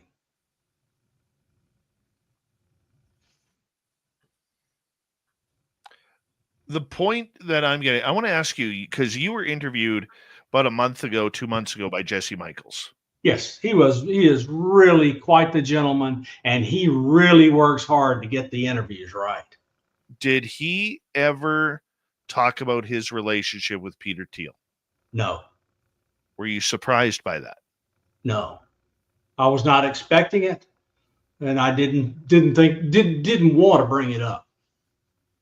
He is, in person, he is a bit different from what people see on the outside. He is very personable in that he reveals things about his person that people don't see. But Thiel and his influence never once came up.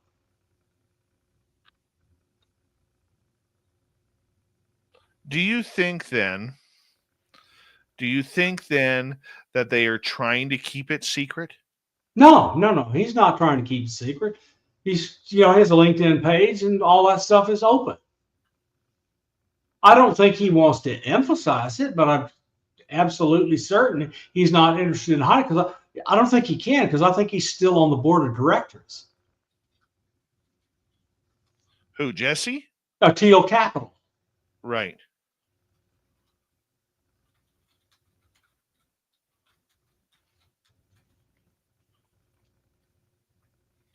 Okay, so if they have the message being controlled with the whistleblowers, the social media influencers, the internal side or the governmental side, are we all being phased out? What, in UFO? Yeah. Oh, yeah, I think so. Look, what do they want? They want a constant drumbeat of information delivered by high quality people. And I think Jesse is involved with figuring out who the high quality people are and what happens with high quality people interviewing people in high quality videos and audios that are well edited and so forth. They get a lot of positive publicity. And what do we do with the positive publicity? They set themselves up to rake in the gold when the stuff comes public and is released to public corporations. John Ramirez in our chat room says, I believe Teal funded, or at least partially, if not in full, the Age of Disclosure film. My flights to LA, hotel in LA, and all the meals were paid by someone. Wasn't Lou, wasn't Dan Farah. I believe that when we get to it, we will see that a public naming or a name of an entity that Teal controls is the executive producer.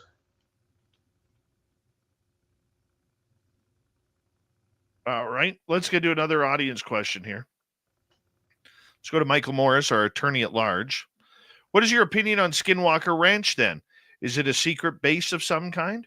It's something, because I got to tell you what, the scientific data that they are gathering is really interesting. We saw last season, and the new season is about to come, we saw last season that there is a gravitational time dilation anomaly at the triangle. And just, there's no other way to explain the GPS data.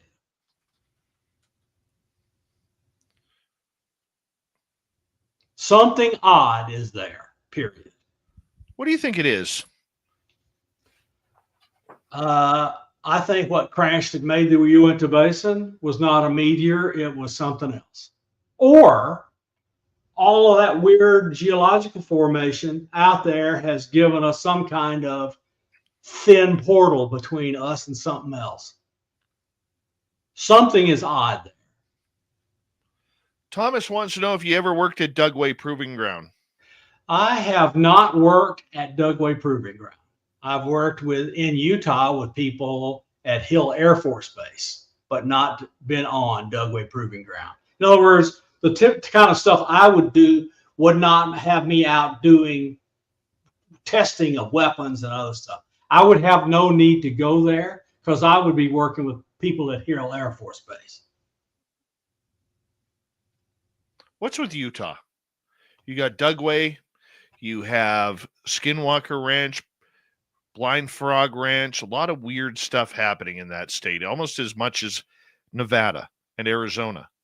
I think it's just weird formations, heavy Native American historical significance to the entire area. And I think the Native Americans had a long history, which we can see in the petroglyphs of them interacting with non-human intelligence. And they call them the sky people or sky brethren. That is, Utah and Nevada are places to think about. And some places in Arizona, like Sedona.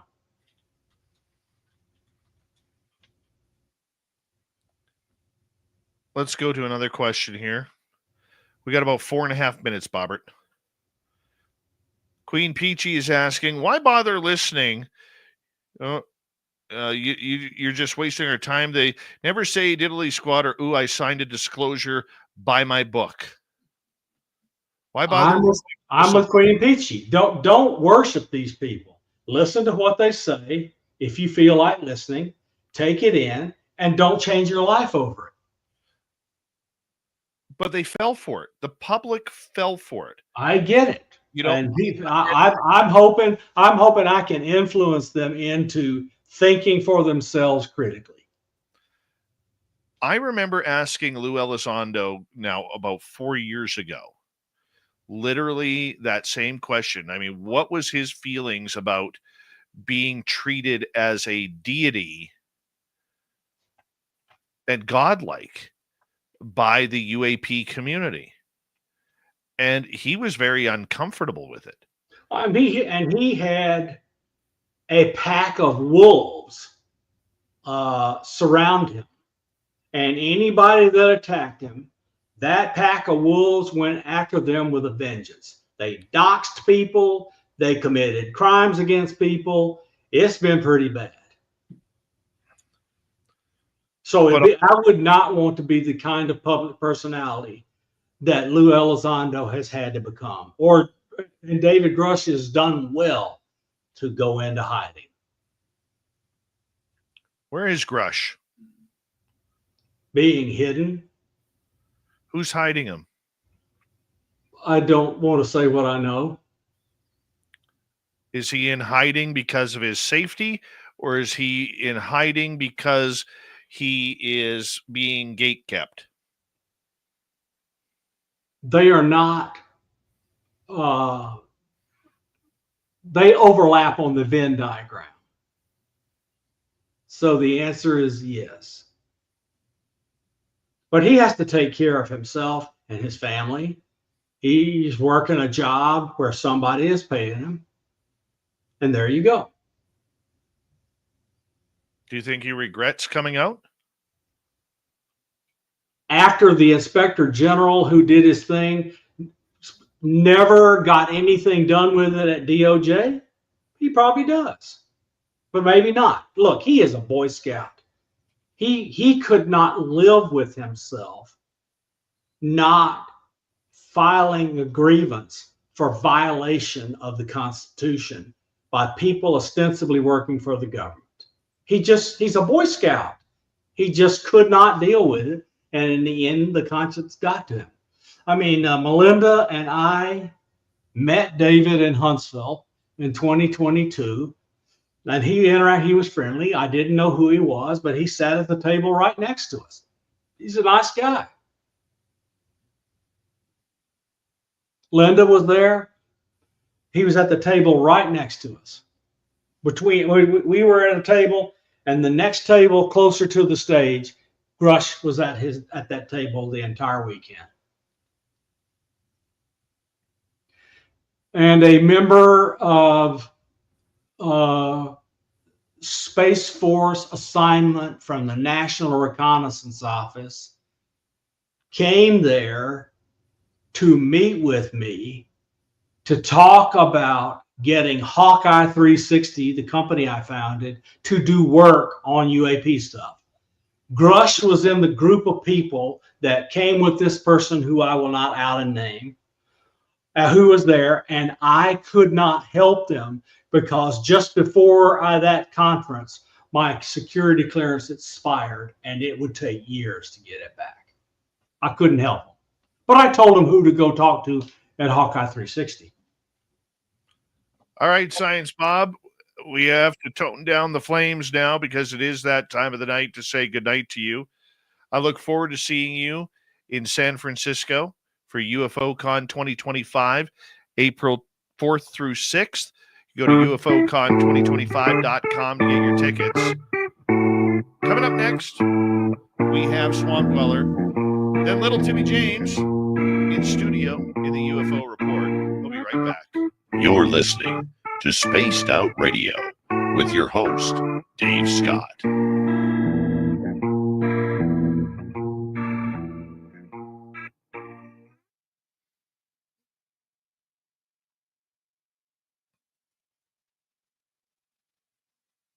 Great job, Science Bob. All right, Dave. Good night. Good night, everyone. It was a pleasure. It's always fun. I'll see you soon. We'll see you in a couple weeks. Science Bob, everybody. Fired up. Fired up. We'll be right back.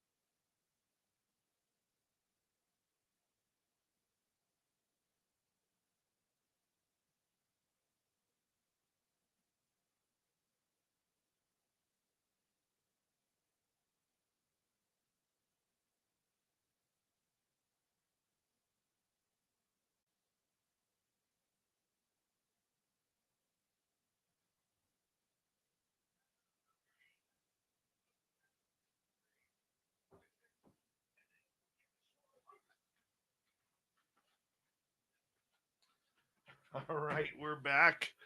We are back. this set up.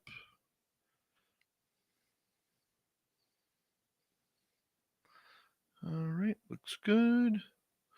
Put her there. Science Bob was on fire tonight, eh? Holy cow.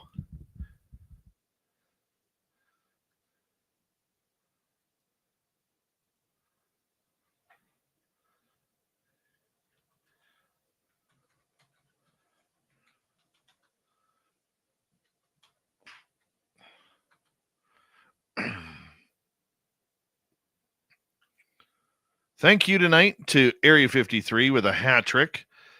Cosmic Joe, the other Joe, Shelly, T-Bone, Linda, Pam, and Anita for the wonderful super chats.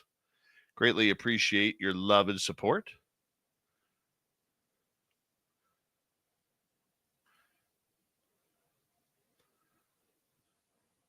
Hi, Mr. Cowley. Good evening to you.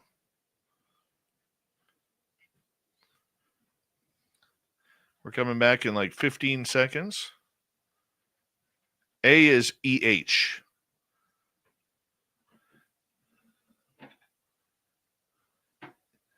And here we go.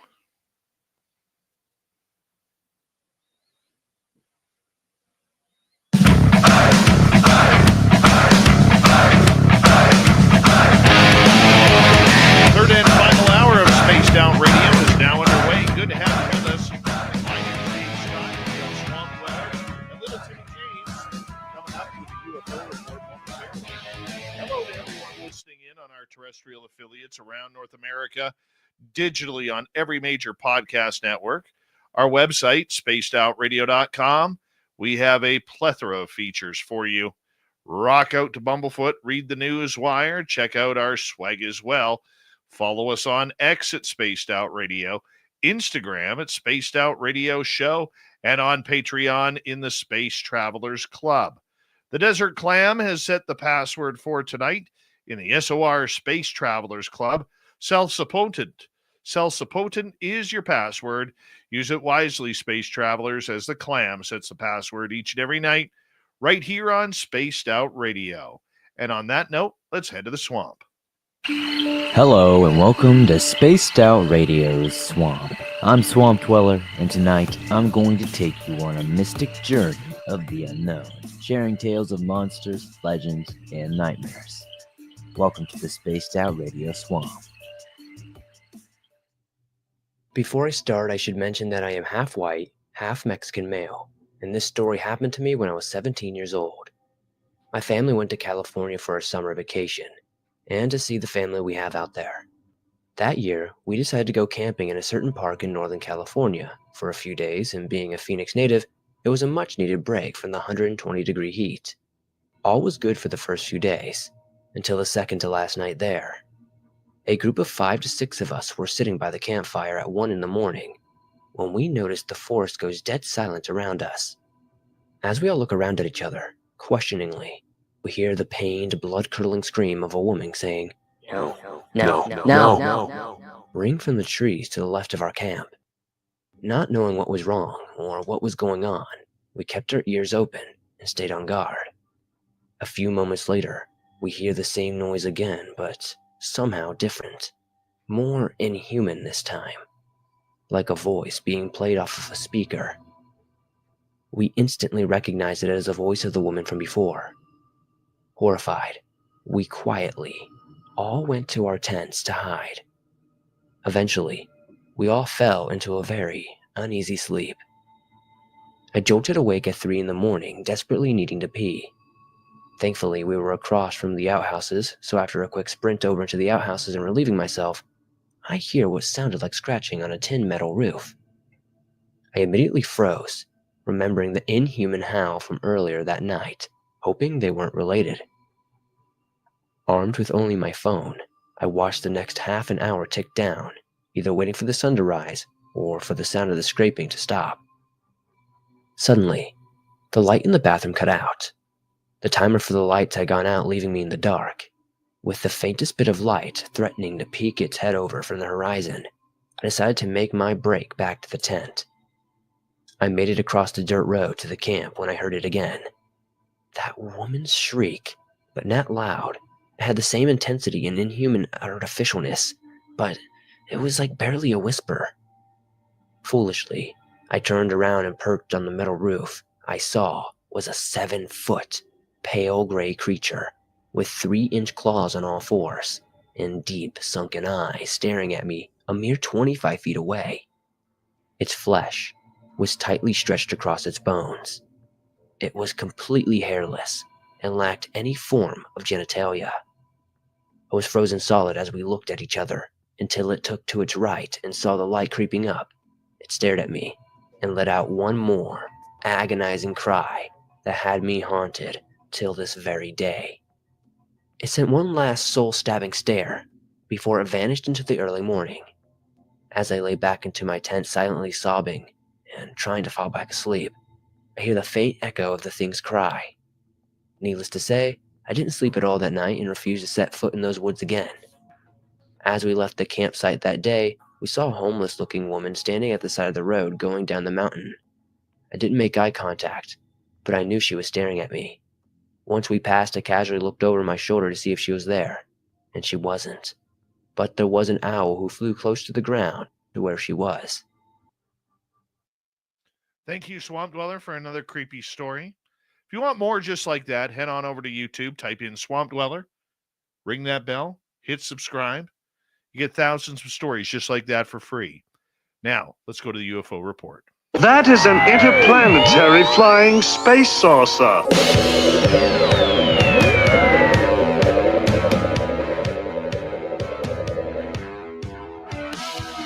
You have made me very angry.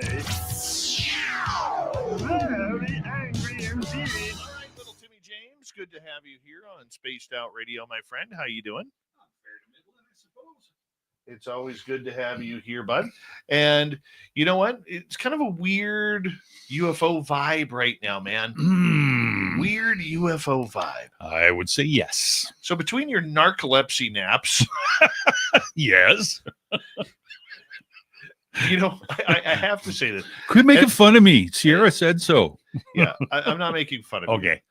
Because a year ago, I was in your shoes. Mm. I was in your shoes where all of a sudden I was literally falling asleep. Yep.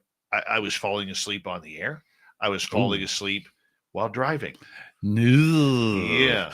I've had a couple of those incidents when I get up by the airport. It's like, hello. So you're going for your sleep test Mm-hmm. and you're going to end up on a CPAP because that's what we all do. Uh-huh. I'm so excited for you, man. Well, I'm excited just so that I can frickin' sleep. Well, like I said, Sunday, I think I slept, I don't even know, like ridiculous. I think it was up for maybe an hour and a half and got up on Monday, sat on the couch with a cup of coffee, and I was reading my whatever, the news, and I kind of went and started to fall asleep again. I was like, this is not good.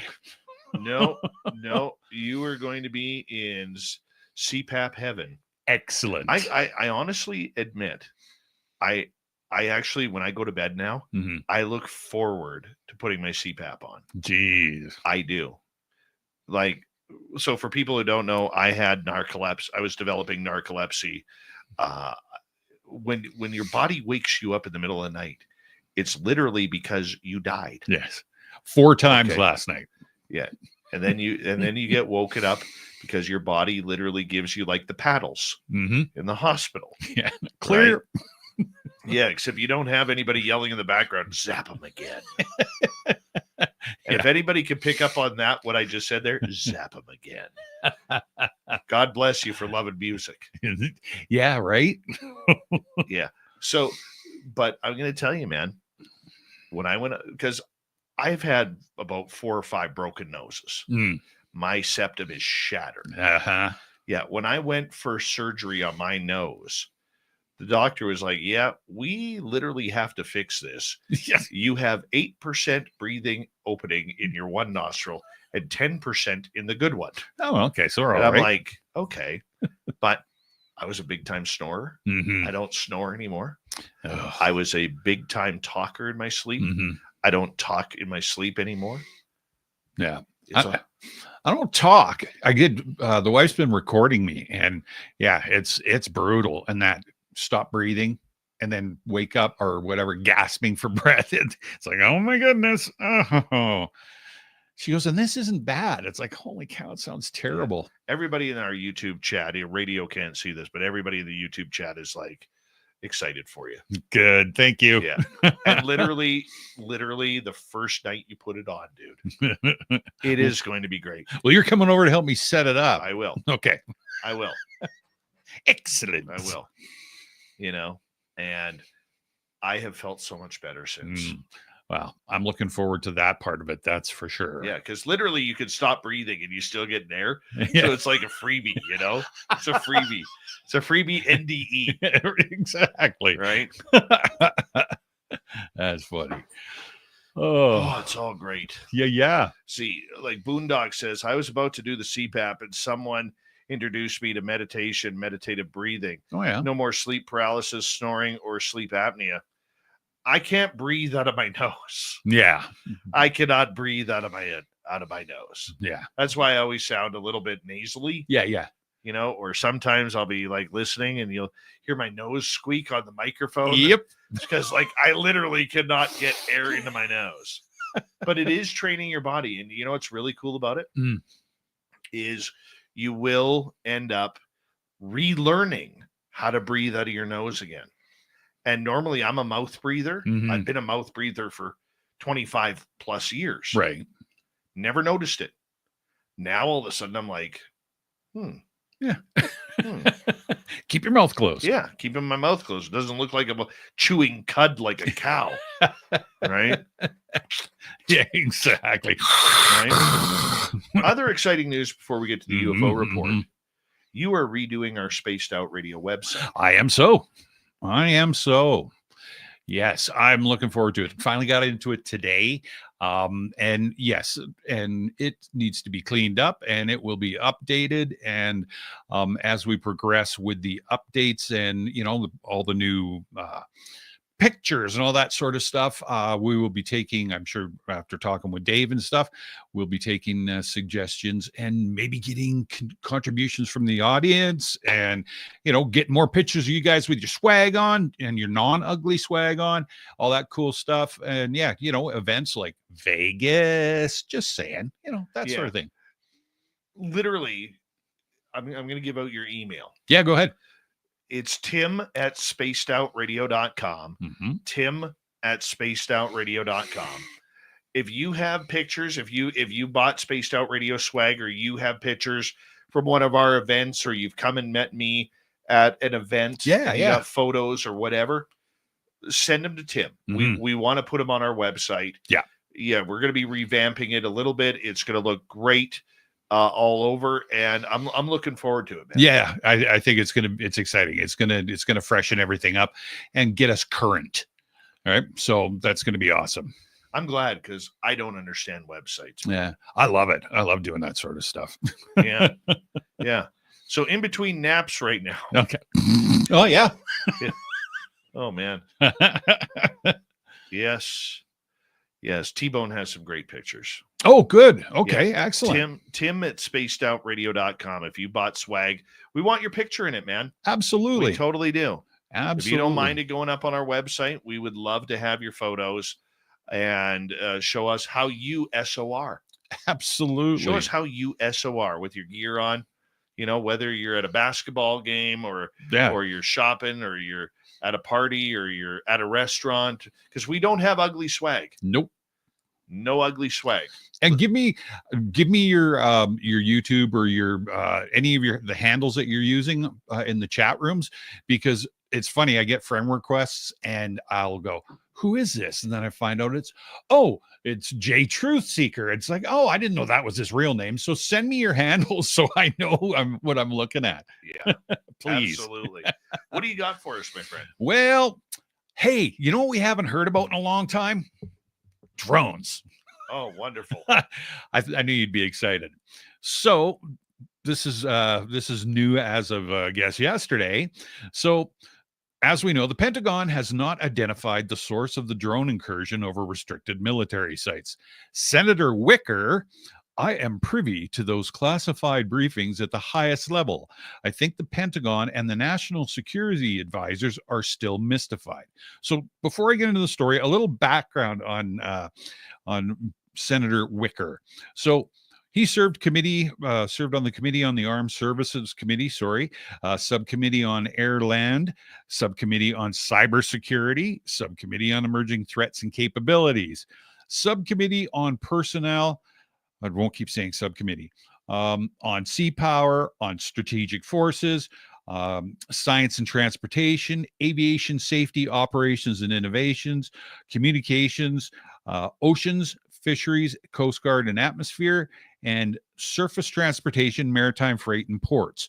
So, to carry on with it, an upcoming 60 Minutes investigation into the drone sightings that took place towards the end of 2024 promises to reveal more about the government's knowledge and response to the still largely unexplained phenomena.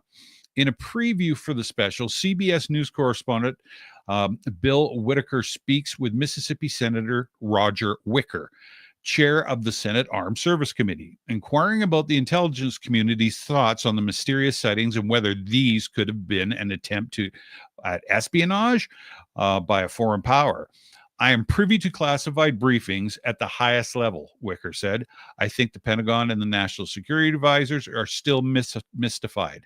Although the White House has sought to ease concerns regarding the drone sightings in New Jersey and other states during November and December, they raised considerable alarm among both the public and lawmakers. Reports indicated multiple drones flying over military bases, sparking worries among some lawmakers who speculated that China might be behind these incidents. So, a little bit of a recap. According to the FBI, in December, over 5,000 sightings were reported to the agency, of which 100 were actionable tips. The Bureau at the time said that the sightings were of a combination of lawful commercial drones, hobbyist drones, and law enforcement drones, as well as manned fixed-wing aircraft, helicopters, and stars mistakenly reported as drones. I didn't hear the stars one before. Successive administrations have also downplayed the risk posed by the drones. In December, Joe Biden said that there was nothing nefarious, apparently, adding, "We're following this closely, but so far, no sense of danger." In late January, the White House stated that the drones were not the enemy and were part of a series of authorized research flights conducted by the FAA. However, some experts voiced skepticism about the explanation. In late January, White House Press Secretary Caroline Leavitt released a statement from the president on the New Jersey sightings, which read, "After research and study, the drones that were flying over New Jersey in large numbers were authorized to be flown by the FAA for research and various other reasons. Many of these drones were also hobbyists, recreational, and private individuals that enjoyed flying drones. In time, it got worse due to curiosity. This was not the enemy." Tombo Jones, director of Virginia Tech's Mid-Atlantic Aviation Partnership, previously reported that he did not believe the White House's statement and on the FAA's involvement, stating the FAA, they do fly drones from time to time, but they're the regulator. They're not typically the operator. Texas Representative Michael McCall told C-SPAN in December, "My judgment based on my experience is that those that are over our military sites are adversarial and most likely are coming from the People's Republic of China." So, CBS 60 Minutes investigation on mysterious drone sightings will air this Sunday, 7 p.m. Eastern Time, if any of you care to tune in and see if there's any more answers to this or if it's just lip service. If they play it. Yeah, true. Now, wasn't that report taken down? You went looking for it? Was it this? No. This was CBS. That was something else where CBS had said, that was another thing real quick. CBS had said today, had put out that the Senate subcommittee had a meeting today to review the UFO and all the UFO reports and stuff and bring the whistleblowers back in.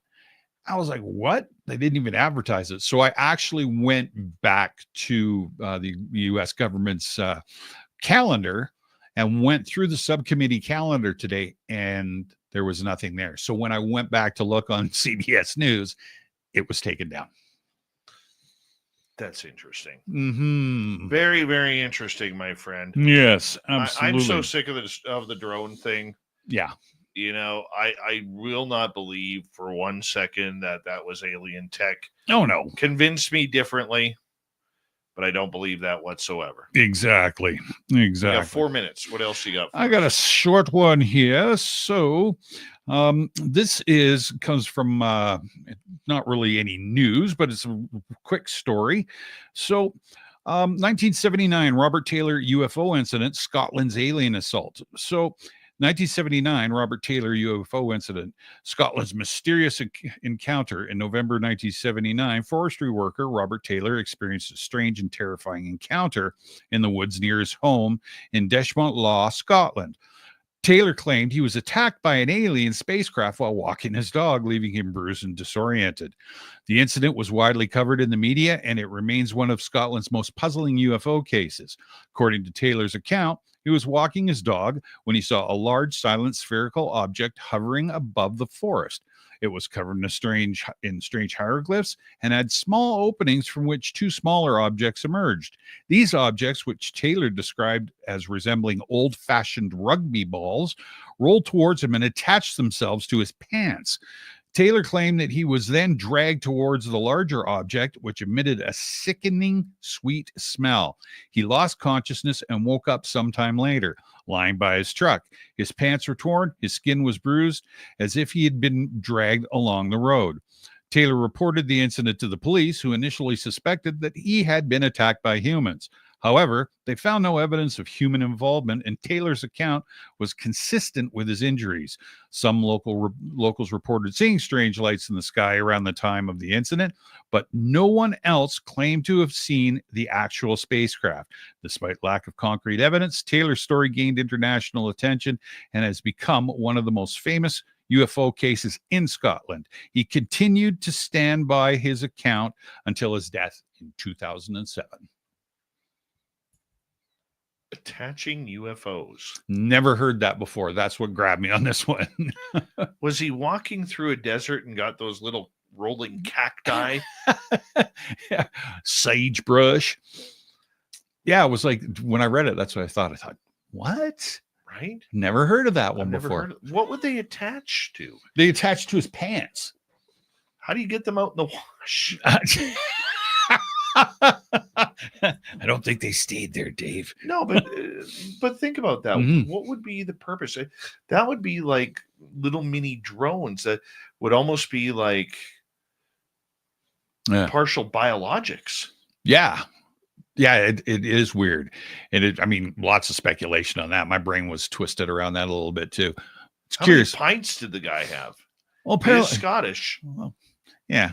Hey, that's all right. There's two things the Scottish people do well: drink beer and brawl. Oh, yeah. Yeah, just like the Irish. Yeah, the Irish and Scottish, them good brawlers. Yeah, definitely. They don't know how to stop. No. You can tap out and they're still going to go. That's the first of 28 rounds. That's it. That's using your dipstick, Jimmy. Right? Oh, wow. So yeah, that's like I say, that's what got me. And these things rolling across the ground, I'd be like, okay, this is different. Where's the little green man? Right. Well, but that's the thing. Like a story like that, I love hearing stories like that because I've never heard that before. Mm-hmm. You know, you hear of abduction, you hear people going through walls, you hear of people going through the ceiling, or missing time or whatever. But the actual little succubuses of aliens, coming and grabbing onto your pants and then getting drugged down the road. Yeah, that is absolutely intense. We have Tim James. He's here for the next half hour on Spaced Out Radio as the UFO report continues on right here, right now. Final half hour.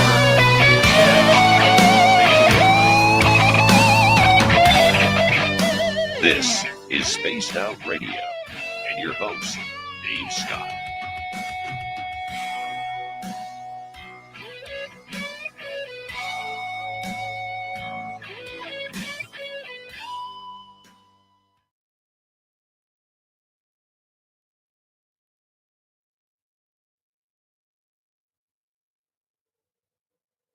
You know, I think I made a fashion faux pas.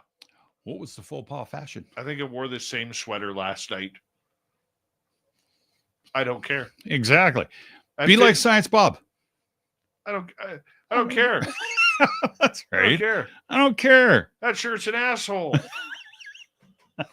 Note, and that was a time.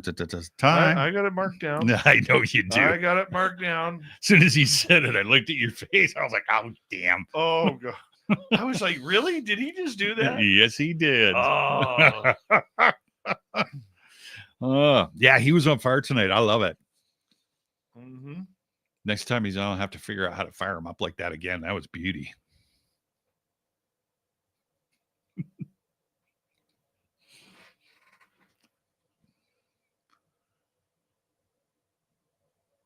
Snowstorm on the Coke tonight, eh? Glad I'm not driving. Oh, yeah. I don't even like driving that highway at the best of times. The Coke? I hate it. Yeah. No, I hate it. It's not a fun drive. It's beautiful, but it's not a fun drive. No, it's not. It's very get there drive. It's and 120K. Too Well, much in spots. It's not the 120K that bugs me. It's when you're being passed at like 150. True. Yeah. By a 1992 Toyota Celica. Yeah. Things just rattling. Yeah. No, I agree. Yeah. Well, I had to send one of my drivers out to Goldbridge tonight this morning. Went around the lake, and when he was leaving, coming back, he's like, we get these little computer screens, and he sends me a message. He goes, it's snowing like an MF out here. I was like, and he's empty. He's got nothing in the tanks. So the truck's whoop, whoop, whoop. I was like, sorry, man. Mm-hmm. That's just crazy talk. Mm-hmm. I don't know what's with this blizzard that was outside earlier. Like for all, I couldn't even see the lanes of the road. no, coming up the hill when I was coming here, it was like sheer ice. I was like, whoa. Yeah, because it was a mixture of hail and snow. Mm-hmm. Yeah. Yeah. I don't like that. I don't either. Now it's warm outside. Yeah. Yeah. No temperature. It's 0. Is it really? 32 degrees Fahrenheit. That's warm. Move to Victoria? Hell no. Yeah. There's woke there. You got statue pullers there. I got a weird thing about the island. I don't like the island. Well, you know what? I don't like the southern part of the island. The central part and the northern part is great. Every time I'm on the island, I feel like I'm on a raft. I really do. And I don't know why. Really? Yep. You got to get me off. Yeah. Sierra tonight, disappointed with you, Sierra. Why? Not only did she give me crap for making fun of you, Atta girl. then she told me that I need to get rid of the password. Oh, no. That's what I said. Can't get rid of the password. No.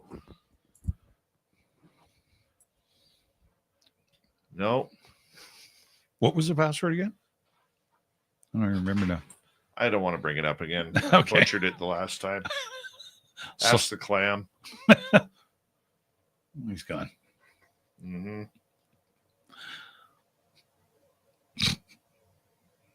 Mm-hmm. Mm-hmm.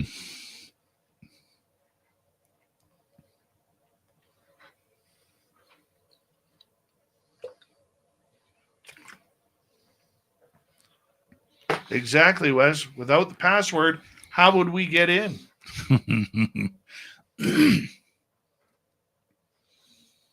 What is the password? My job, it was, thank you, Derek. It was Celis Potent. Shaq Filet, how you doing? What's the password for? Exactly. Still drives people nuts. What? Mm-hmm. What? Yeah.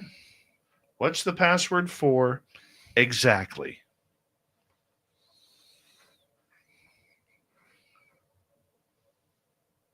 Shaq Filet, how you doing? You know what I think I'm going to treat myself to? No. tomorrow for lunch, 99 Mile Hill. Yeah.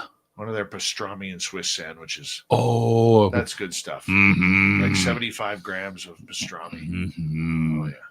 Thank you to Area 53 with a hat trick. Linda, T-Bone, Shelley, Pam, Joe, and Anita. Love you guys. Here we go.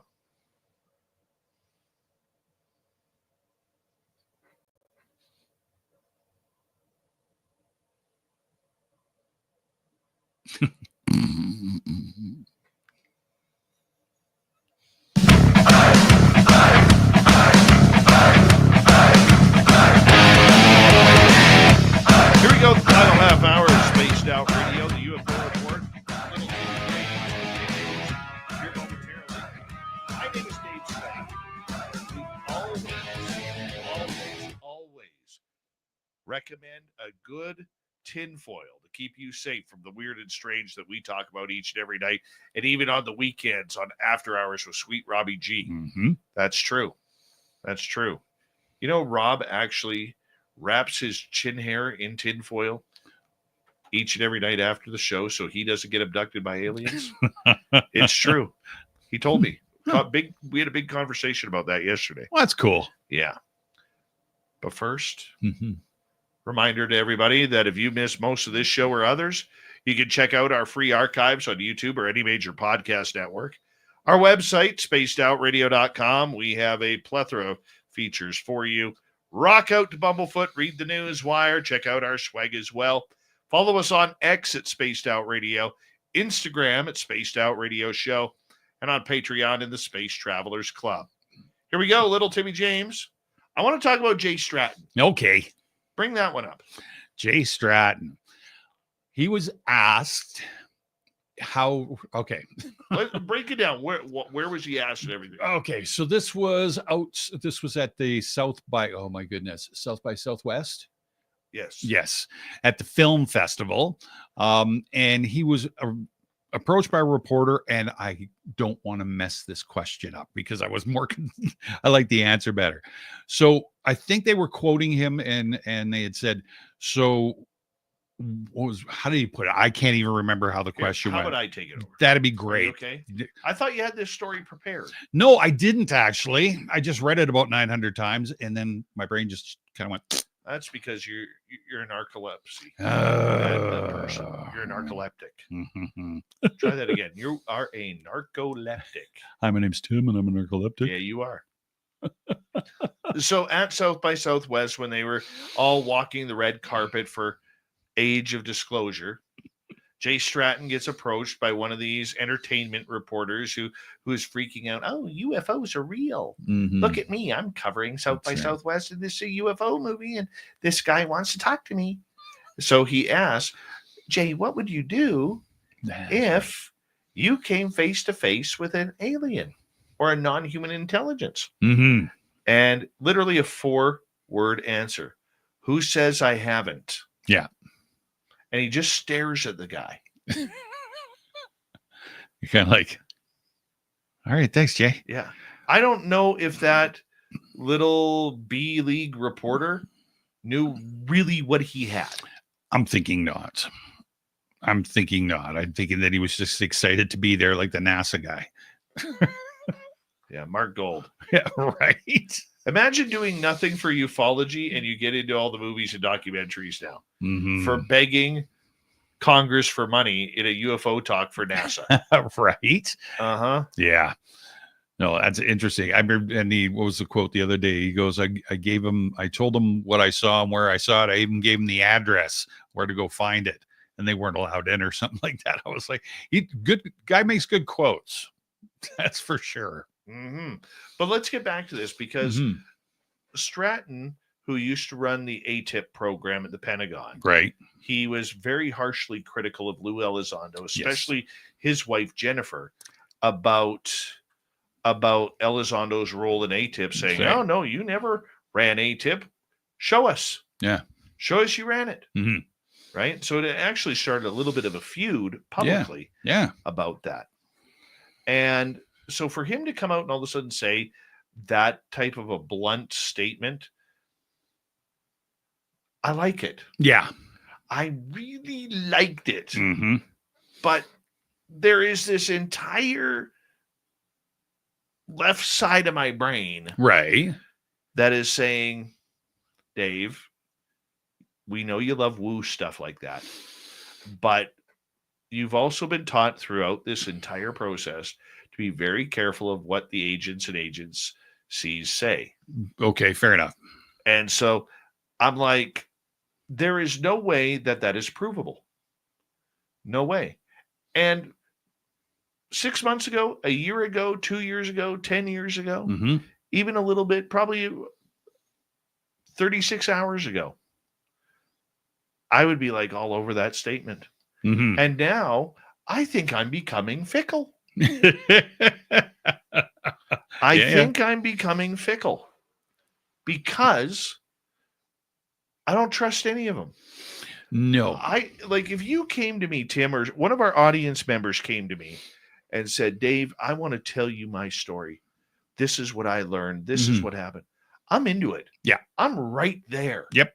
I am so game to sit down and hear your story about your encounter, because 99% of you out there who tell your experiences, whether it's ghosts, aliens, cryptids, right, near-death experience, astral travel, out-of-body experience, psychic intuition where you got it right, okay?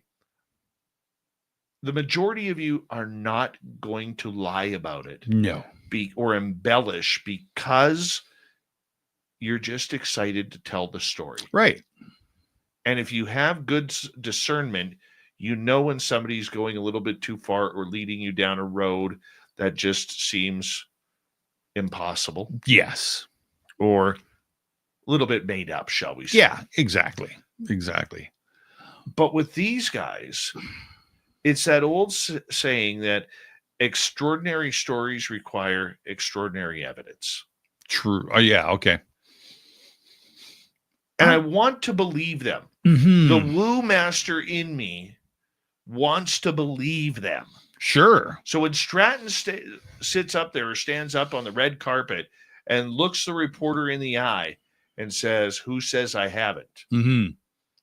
It's a very ominous and direct quote. Yeah. Yeah. But here's the other thing that I want to get to on this, because I think it's important. And if you don't think it's important, well, too bad. Yeah, exactly. I got the microphone. Dave show. My show. When you dodge media who knows the subject, you don't have to follow up with answers. Now, that young man who asked that question, it was a great question, but you can tell he's not educated, probably not educated. And I'm assuming here, and I realize this assuming makes an ass out of you and me. I would love to see what he followed up with, if he did. Yeah. Because that's the only quote we had. Yeah. Because the follow-up on that is, what did you see? And this gets to everything that I've been talking about. Once again, my skeptics, my critics are going to say, oh, there goes Dave again. You know, he's whining that he can't get the guests. No. Okay, that other people are getting the big name guests, and he's not. No, it has nothing to do with that. This is a journalistic critique of what I have noticed. When you go to people and are interviewed by people who don't know the subject, they are going to ask you softball questions. Sure. Because they, A, don't want to look stupid. Yeah. B, they haven't researched the topic, but they have a mild interest in what's going on. Yeah, exactly. Or C, they just want to get in and out and get their night over with so they can either get home to the bathtub, get to the bar, or go meet up with their friends, or play video games, or watch the highlights of sports, or Big Bang Theory, or whatever it may be. Sure. I can tell you point blank, and everybody knows because I've been very loud about this, I dislike soccer with a passion. What? With a passion. And when my sports director, because I was on the sports beat, used to force me literally with a bow and arrow to my head, because we're not allowed guns in Canada. Oh, right. Yeah. Right? With a bow and arrow to my head, would force me that I had to go cover the Vancouver Whitecaps, either a practice or a game. This was my line of questioning if it was a game. Yeah.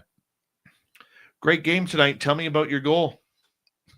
What did the win mean to you? How do you guys improve off of this or build off of this win? Hey, that was some great goaltending tonight. Oh. Are you excited to hit the pitch and go train next week before your next game? Yeah. So 5 questions. I didn't know who these guys were. Sure. I just knew that I had to interview them. Okay. I would get 3.5, 4 minutes of audio on those questions. I would cut it up into, 8 to 15 second snippets. Yep. Do my report. And I was out. I didn't care. Yeah. So, well, how does that revolve around UFOs? Okay. Let me tell you how it revolves. When you have people who have zero interest or extremely limited knowledge, right, or a dislike for a subject, as a reporter, as a journalist, you mail it in. Right. Okay. Got it. Well, if sports is fluff news, and trust me, sports is fluff news. I've been in the scrums. Yeah. Entertainment news is even worse because you have all of these people kissing ass to the people who are up on the big screen. Sure. And they want to be able to say to their social media following, look who I talked to. Look who I got a picture with. Look who I interviewed.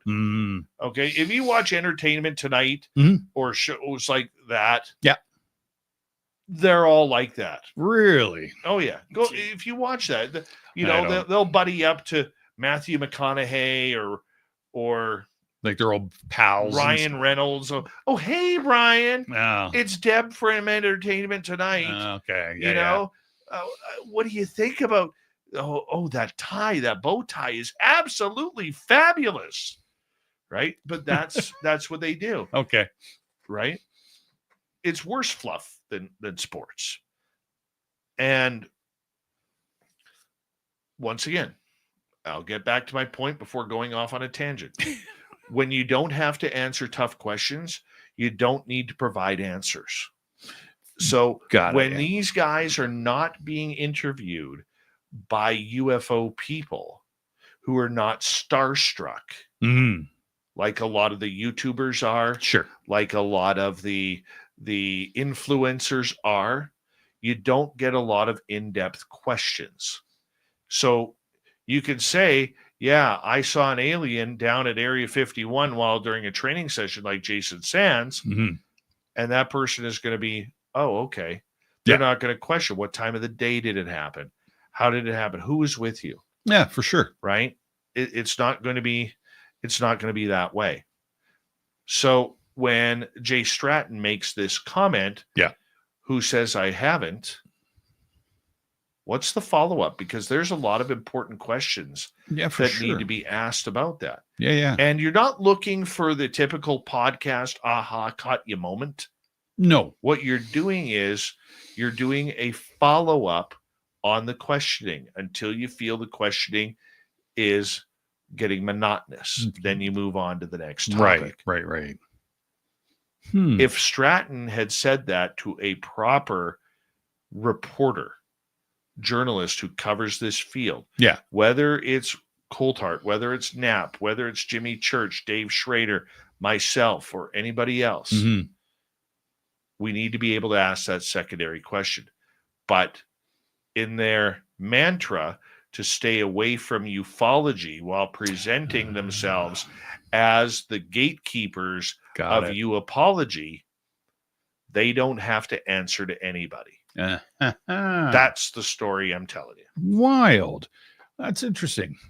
Cool. I never looked at it that way, and it was a great lesson, actually. It was like, okay, I get it now. I get it. 6.5 minutes. What do you got for us? So everybody always talked about Roswell, and Roswell, obviously for good reason.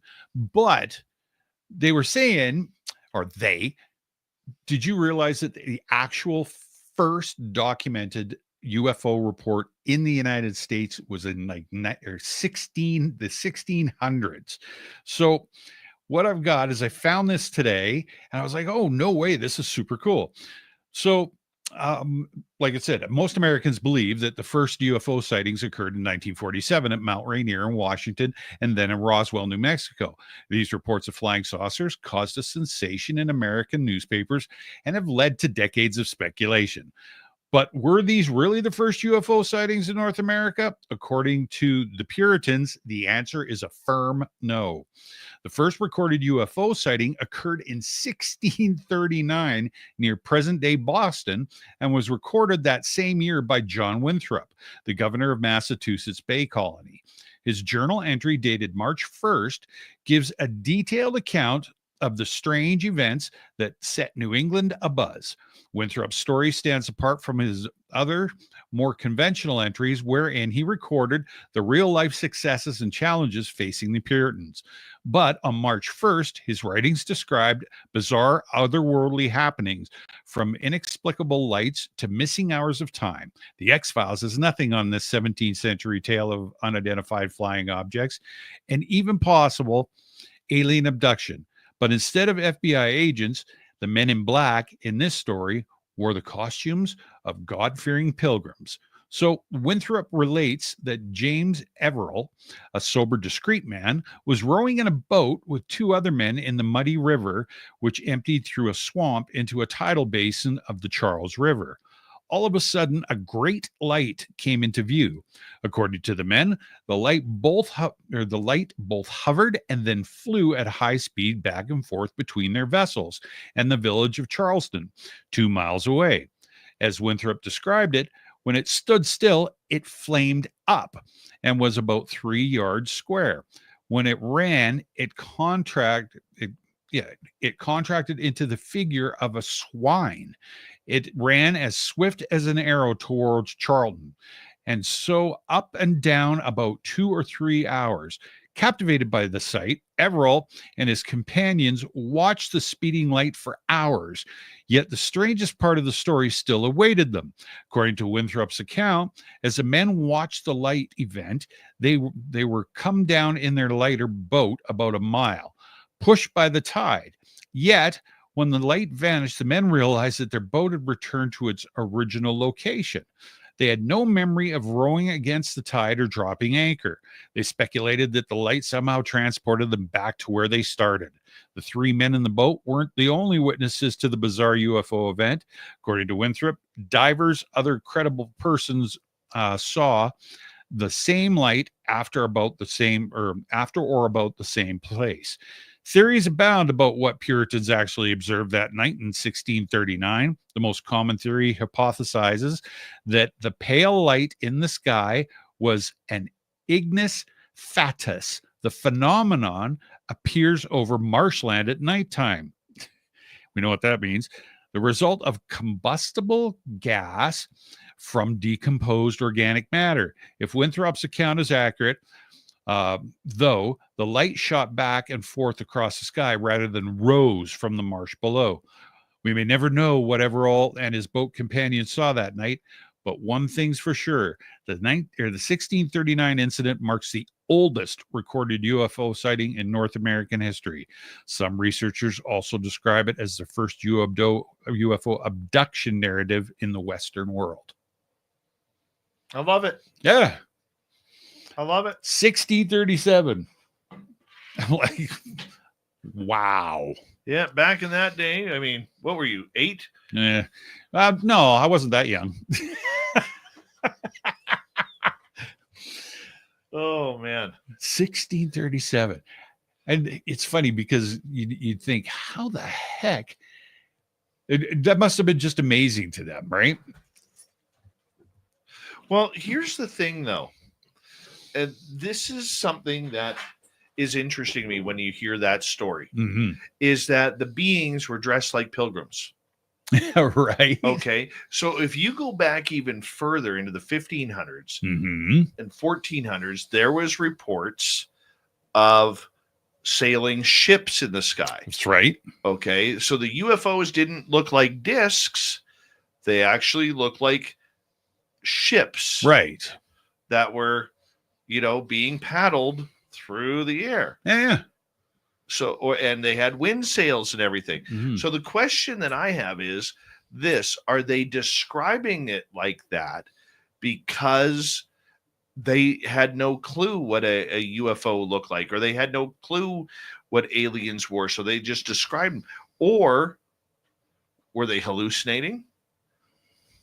Maybe it was some, licking frogs back then. Yeah, no, for sure. For sure. Right. Or do the ETs have a way to mimic what we have for our technology that day?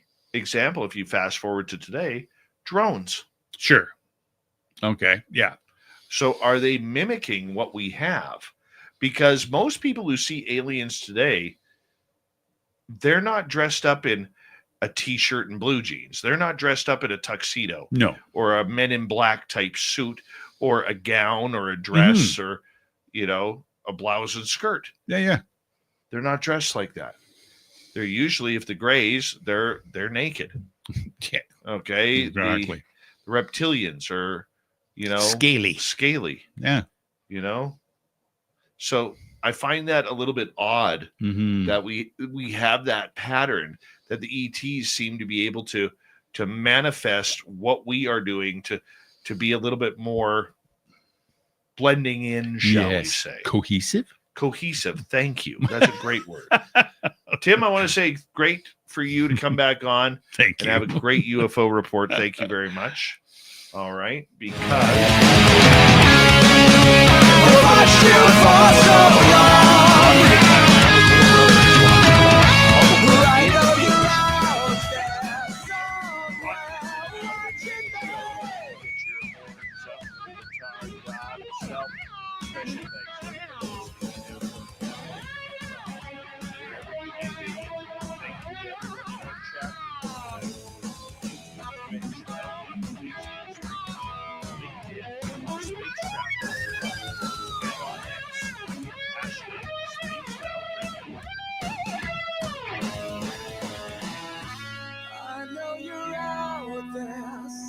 remember, this show is copyright by Special Radio.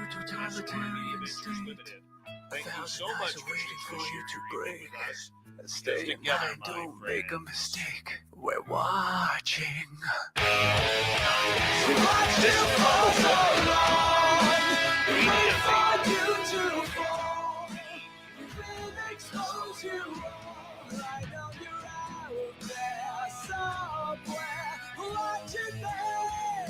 Yes, the Wolf Train has stopped for the night.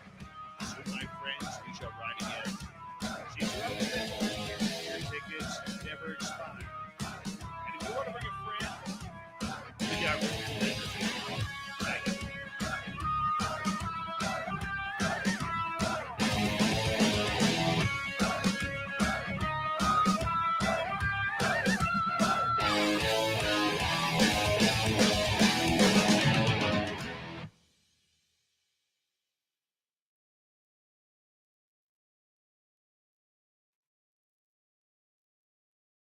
We're done.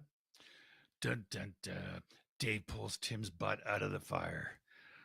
Totally Oh, did. Totally did. totally. How did you forget that story? My brain just went blank. My face is numb right now. Yeah. It's like my nose is numb. That's because you want to go to sleep. That's probably it. I was like, I'm sitting there. I was like, I don't even remember what the freaking question was. Okay.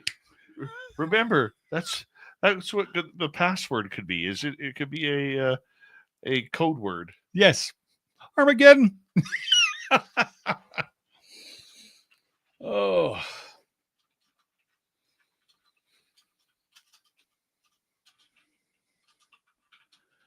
Yeah, it'd be nice if they called tomorrow or something. I'd be like, yes, I'm in. I'm on my way. Oh, who would call tomorrow? The doctor. Oh, you on a cancellation request Mhm. too? Yeah. Raven Haynes, how are you? Or Hayes, how are you? Yeah, I called them this morning. Oh, yeah? Said, if there's a cancellation, get me in. That bad for you right now, eh? I'm like, I was sitting at my desk. I was doing yesterday's fuel recs, and I'm on my computer, and I was like sitting there, and I was reading on the computer trying to figure out why this wasn't jiving. Yeah. I'm like, holy crap, man. Oh, yeah, dude. Yeah. Oh, yeah. I know that.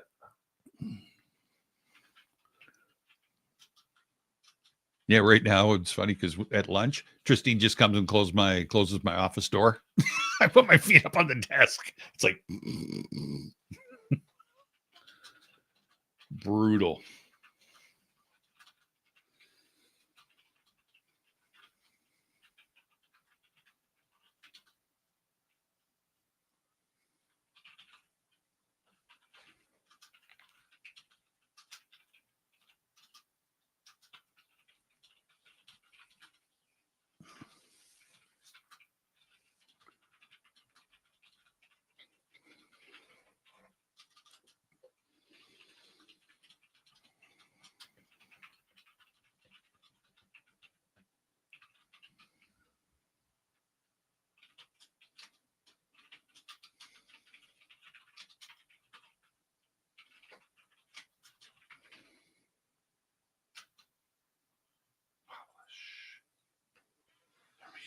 Is it working? That's working. God. Cross our fingers. At least you didn't cough tonight. Yeah, no. Did a Just good job with total that. mind fart. That's all. Yeah, no, it's good. That's the way you roll, buddy. Yeah. That's the way you roll. That's it. Yeah, I don't need you. I'm glad you're actually going on a CPAC because I don't need to be in the middle of the forest with you. Bigfoot comes around and all of a sudden you're sawing logs. Did you get the pictures? Exactly. What? Yeah, your pauses between breathing, I could do about 16 Christines. Yeah, right. Uh-huh. Yeah. I know how that works. I know what it's about. Mm-hmm. Do so. By the way, did anybody catch the zap 'em again? I don't know. Zap 'em again. Anybody remember the song? Everybody's Googling. The first few lyric or notes of the song are do do do do do do do do do. Zap 'em again. We were listening to that on New Year's Eve. Zap this son of a bitch again.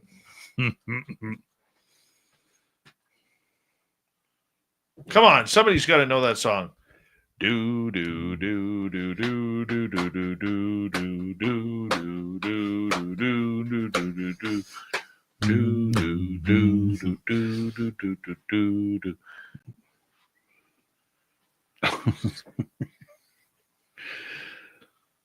Filth. What's the dirty one saying? I sent him a photo or a funny. Oh, did you? Yeah, and it's right up his alley too, right? Yeah, I was like, oh, that's totally filth. Oh,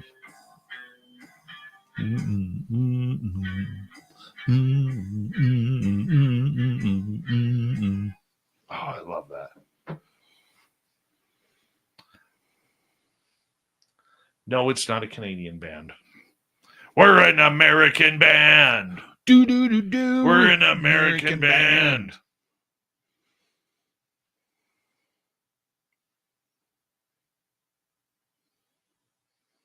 Mm-hmm.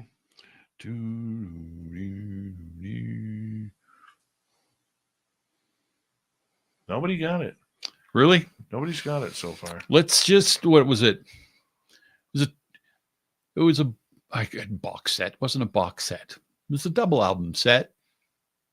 Last song, album number 1. Yeah. One word.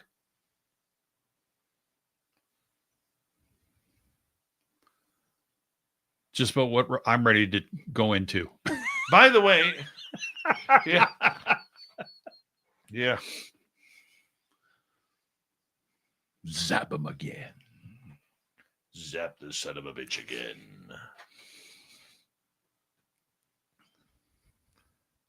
I'm just going to leave it. I normally I just give up the answer. I'm not going to give up the answer this time. It's not Metallica. Nope. It's not Barry Manilow. Oh. Yeah. The Monkees. I'm going to turn this down. See if I can find that part. Oh, yeah. We're not. Yeah.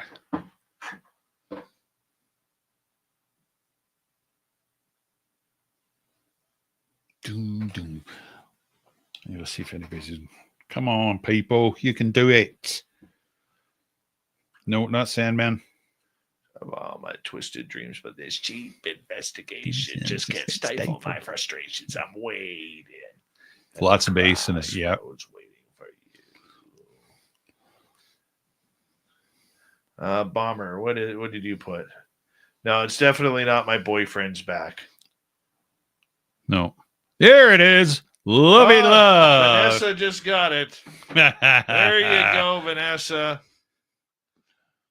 Yes, and it has lots of basic because yes, he is an awesome bass player. Duff. Mm-hmm. Good Seattle find kid. that part. There it is. Hold on.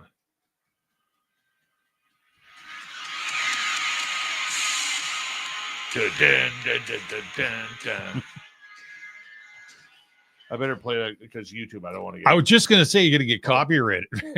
Hold on. I'm just waiting. I just want to play the Zap Up again. Yeah. Clear.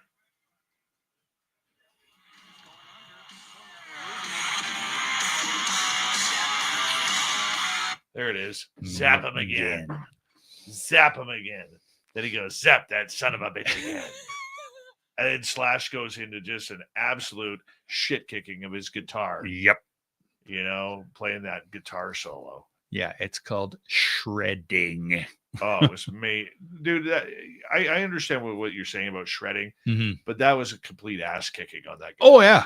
Oh, yeah. Just the way he hammers that. Now I'm going to have to listen to the song. I know, right? I remember when I was at the opening night of Not in This Lifetime tour in Vegas. Yeah. And all of a sudden you hear Duff play the do, do, do. And I went, oh my God. Yeah, they're playing it in concert. They had only ever played that song, I think, once or twice ever in concert. Really? Yeah.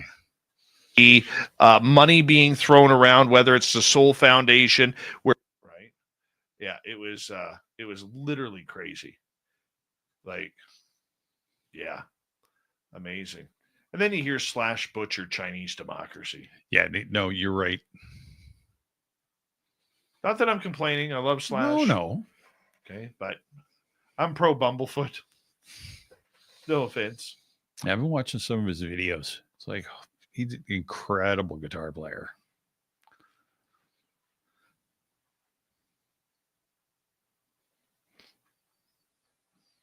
Yeah, Bumblefoot's pretty good. Yeah, fretless guitar too. It's like interesting. Yeah. What I would like to do is I'd like to find out who makes his picks. And what I would like to do is I'd like to order some Bumblefoot picks with SOR in the back. Oh. And then send them to him. Yeah. Here, for you. That would be cool.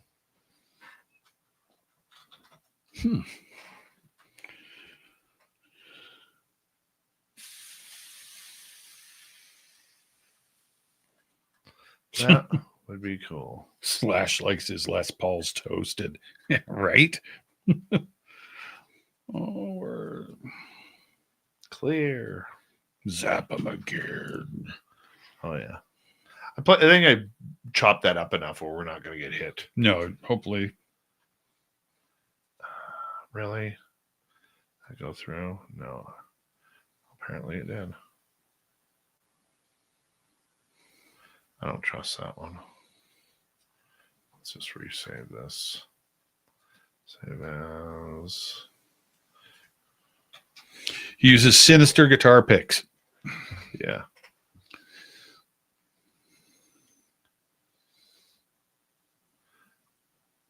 I'm going to put you on that. Once we get the business set up, Mhm.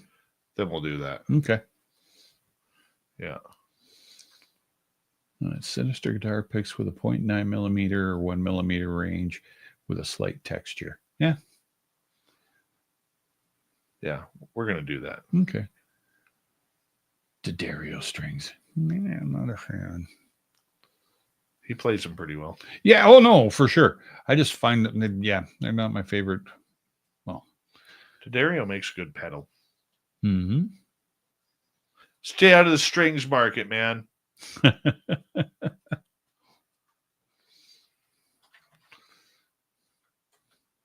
Yeah, still like Ernie balls. I can't tell the difference. Yeah, I mean, I get it. I remember I used to take them, couldn't afford them when I was a kid. So you just strip them off your guitar, coil them up, throw them in boiling water, Stretch them out. let them just all get boiling hot, and throw them back in. They'd last for about a week. They'd sound great, and then they'd all sound flat again. Yeah, I don't. Tim Mothman and his goatee have arrived finally. I know. They've been lurking. I think he was just He's a lurking. lurker. Yeah. Such a lurker. Lurky Tim. Let's play a game. What do we think Tim Mothman? What do we think his middle name is? James. I'm going to say something like Duncan or Stewart. Tim Stewart. Stewart? He looks like a Stewart kind of guy.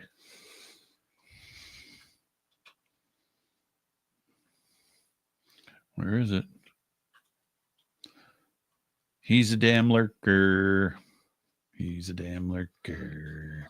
Let's put up our best guesses for Tim Mothman's middle name.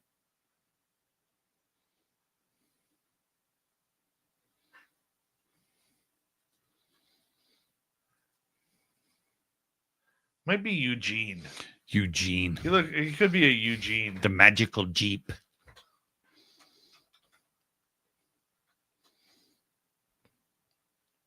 Some people would understand that. We have Vanessa goes with James. Tim Stacy Mothman. Joe thinks it's Alan. Hillbilly Herb thinks it's Charles. Raven thinks it's Gregory. Gregory. Well, his name ain't Sue. Eugene for the win. Are you serious? Shut Is it Eugene? up. Oh, man. That would be awesome if it is.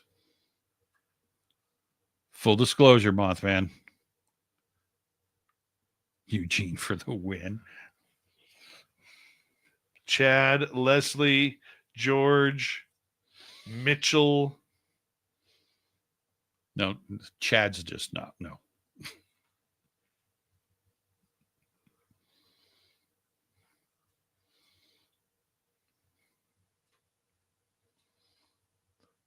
Marmaduke.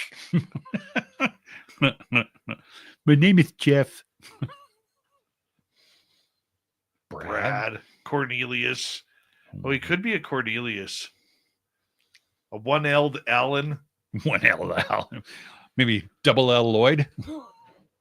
Lloyd. You know the only name, honestly, that I could tell the difference between is a person who is a one-R'd Gary and a two-R'd Gary. Really? Yeah. Two-R'd Garys usually have a little bit of slime to them. Mm-hmm. One-R'd Garys are really straight-laced. When's the last time you saw somebody name their kid Gary? I think that's a dead name. Yeah, honestly. it is. It'll come back at some point. Tiberius. Tiberius Dice. Adam. Cornelius. Now that would be cool. He could be a Gus. Yeah. Yeah, he could. Timothy Gus. TG. I like Cornelius. Now that would be cool. I think Tim's been drinking beers tonight. Tim's totally been drinking beers tonight. Harold.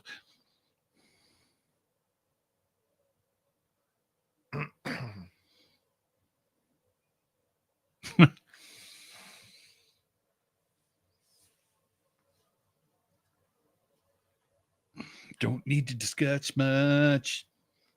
Just chop off the keely. Tim the Lurker. Yeah. Tim Lurker Mothman. Oh, I forgot to take that asshole out. Damn it. I'll do that in a minute. And set yourself free. Christine Melvin. Melvin? She would know. Come on, Christine. She would know. Spill the beans. I could see him as a Melvin. Absolutely. He could be a Clarence, too. Oh, maybe an Ernie. Maybe Ernest. Ernie. Mario. I had a buddy named Clarence growing up. What do you call him for short? His middle name. Right? Mark. His parents hated him. He was Clarence Sidney. Oh, wow. Yeah.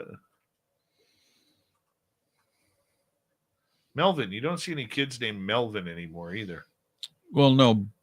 Yeah. There's only one Melvin. And he's a luber. I thought you were saying Torme. Oh, God. River Dog. Imagine Mel Torme going through his entire music career, and it was Night Court that made him popular. I know, right? Wasn't the Mike Douglas show or the Merv Griffith show? Yeah, he became badass after that. It's just like Queen. Queen, everybody had forgotten about Queen. Yeah. Until Wayne's World. Yeah. Oh, yeah. That definitely brought him back. Yeah. Well, Farm Aid or Live Aid brought them back. True. But everybody had forgotten about Bohemian Rhapsody. It was just one of those older songs. Yep. Until Wayne's World. Party on. Excellent. God, that was good. Okay, so he did that an hour. So that'll be the threes here. So let me cut this out.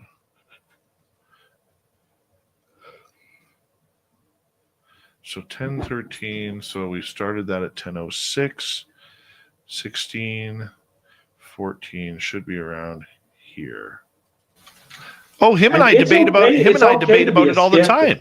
But there's a problem with being a skeptic when it's always begun in the first paragraph by being an asshole. There it is. There it is. In the first paragraph, being a skeptic by being an asshole. Being a bunghole. Asshole. Bunghole. Asshole. All right. Jebediah.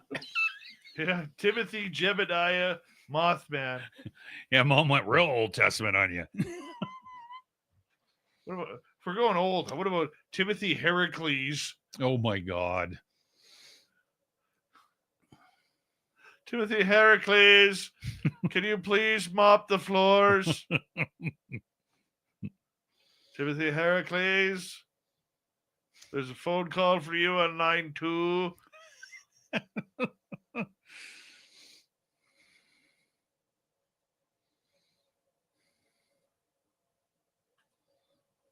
An ass. That's awesome.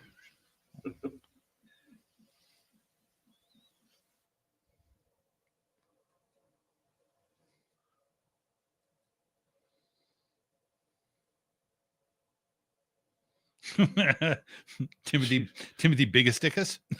Jeez, Monk, I was just reading that. That's our Joe Monk right there. Mm-hmm.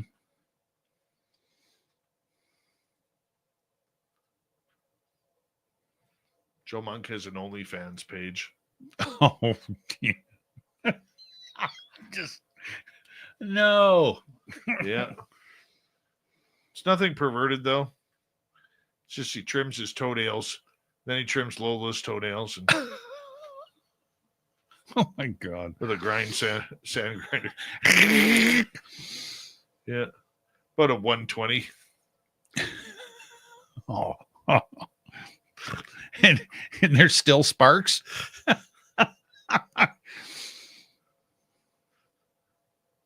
Oh man.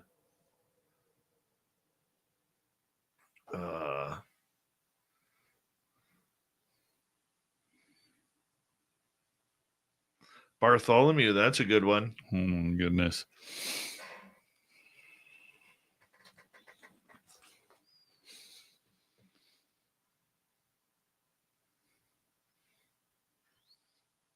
Oh man. Gilligan. By the way, I have timed out indefinitely Paul Demon. Yeah. You don't get to call people liars in my room. And he's been needling me for weeks now. Mm-hmm. And guess what? I had enough. Yep. No, good call. I had enough. Just boot. Just boot. Yep. That's enough. All right, everybody. We're going to say goodnight. Tomorrow night on the show, Jürgen Hess is here talking about Hoodoo Tall continues his quest of the Bradshaw Ranch. We're going to get into him tomorrow night. Thank you to our super chatters. A rare hat trick for Area 53. Yeah. Linda, T-Bone, Shelley, Pam, Cosmic Joe, the other Joe, and Ukrainian Anita. Appreciate you guys. Much love. We'll see you tomorrow night. Have a good one, everybody. Sleep well.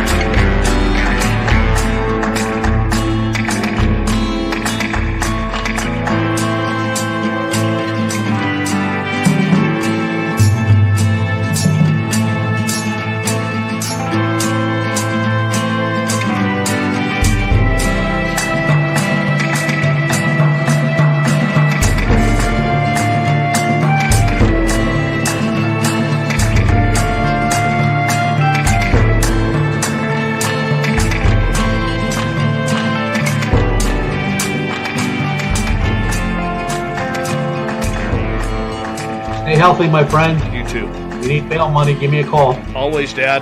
Take care. You too.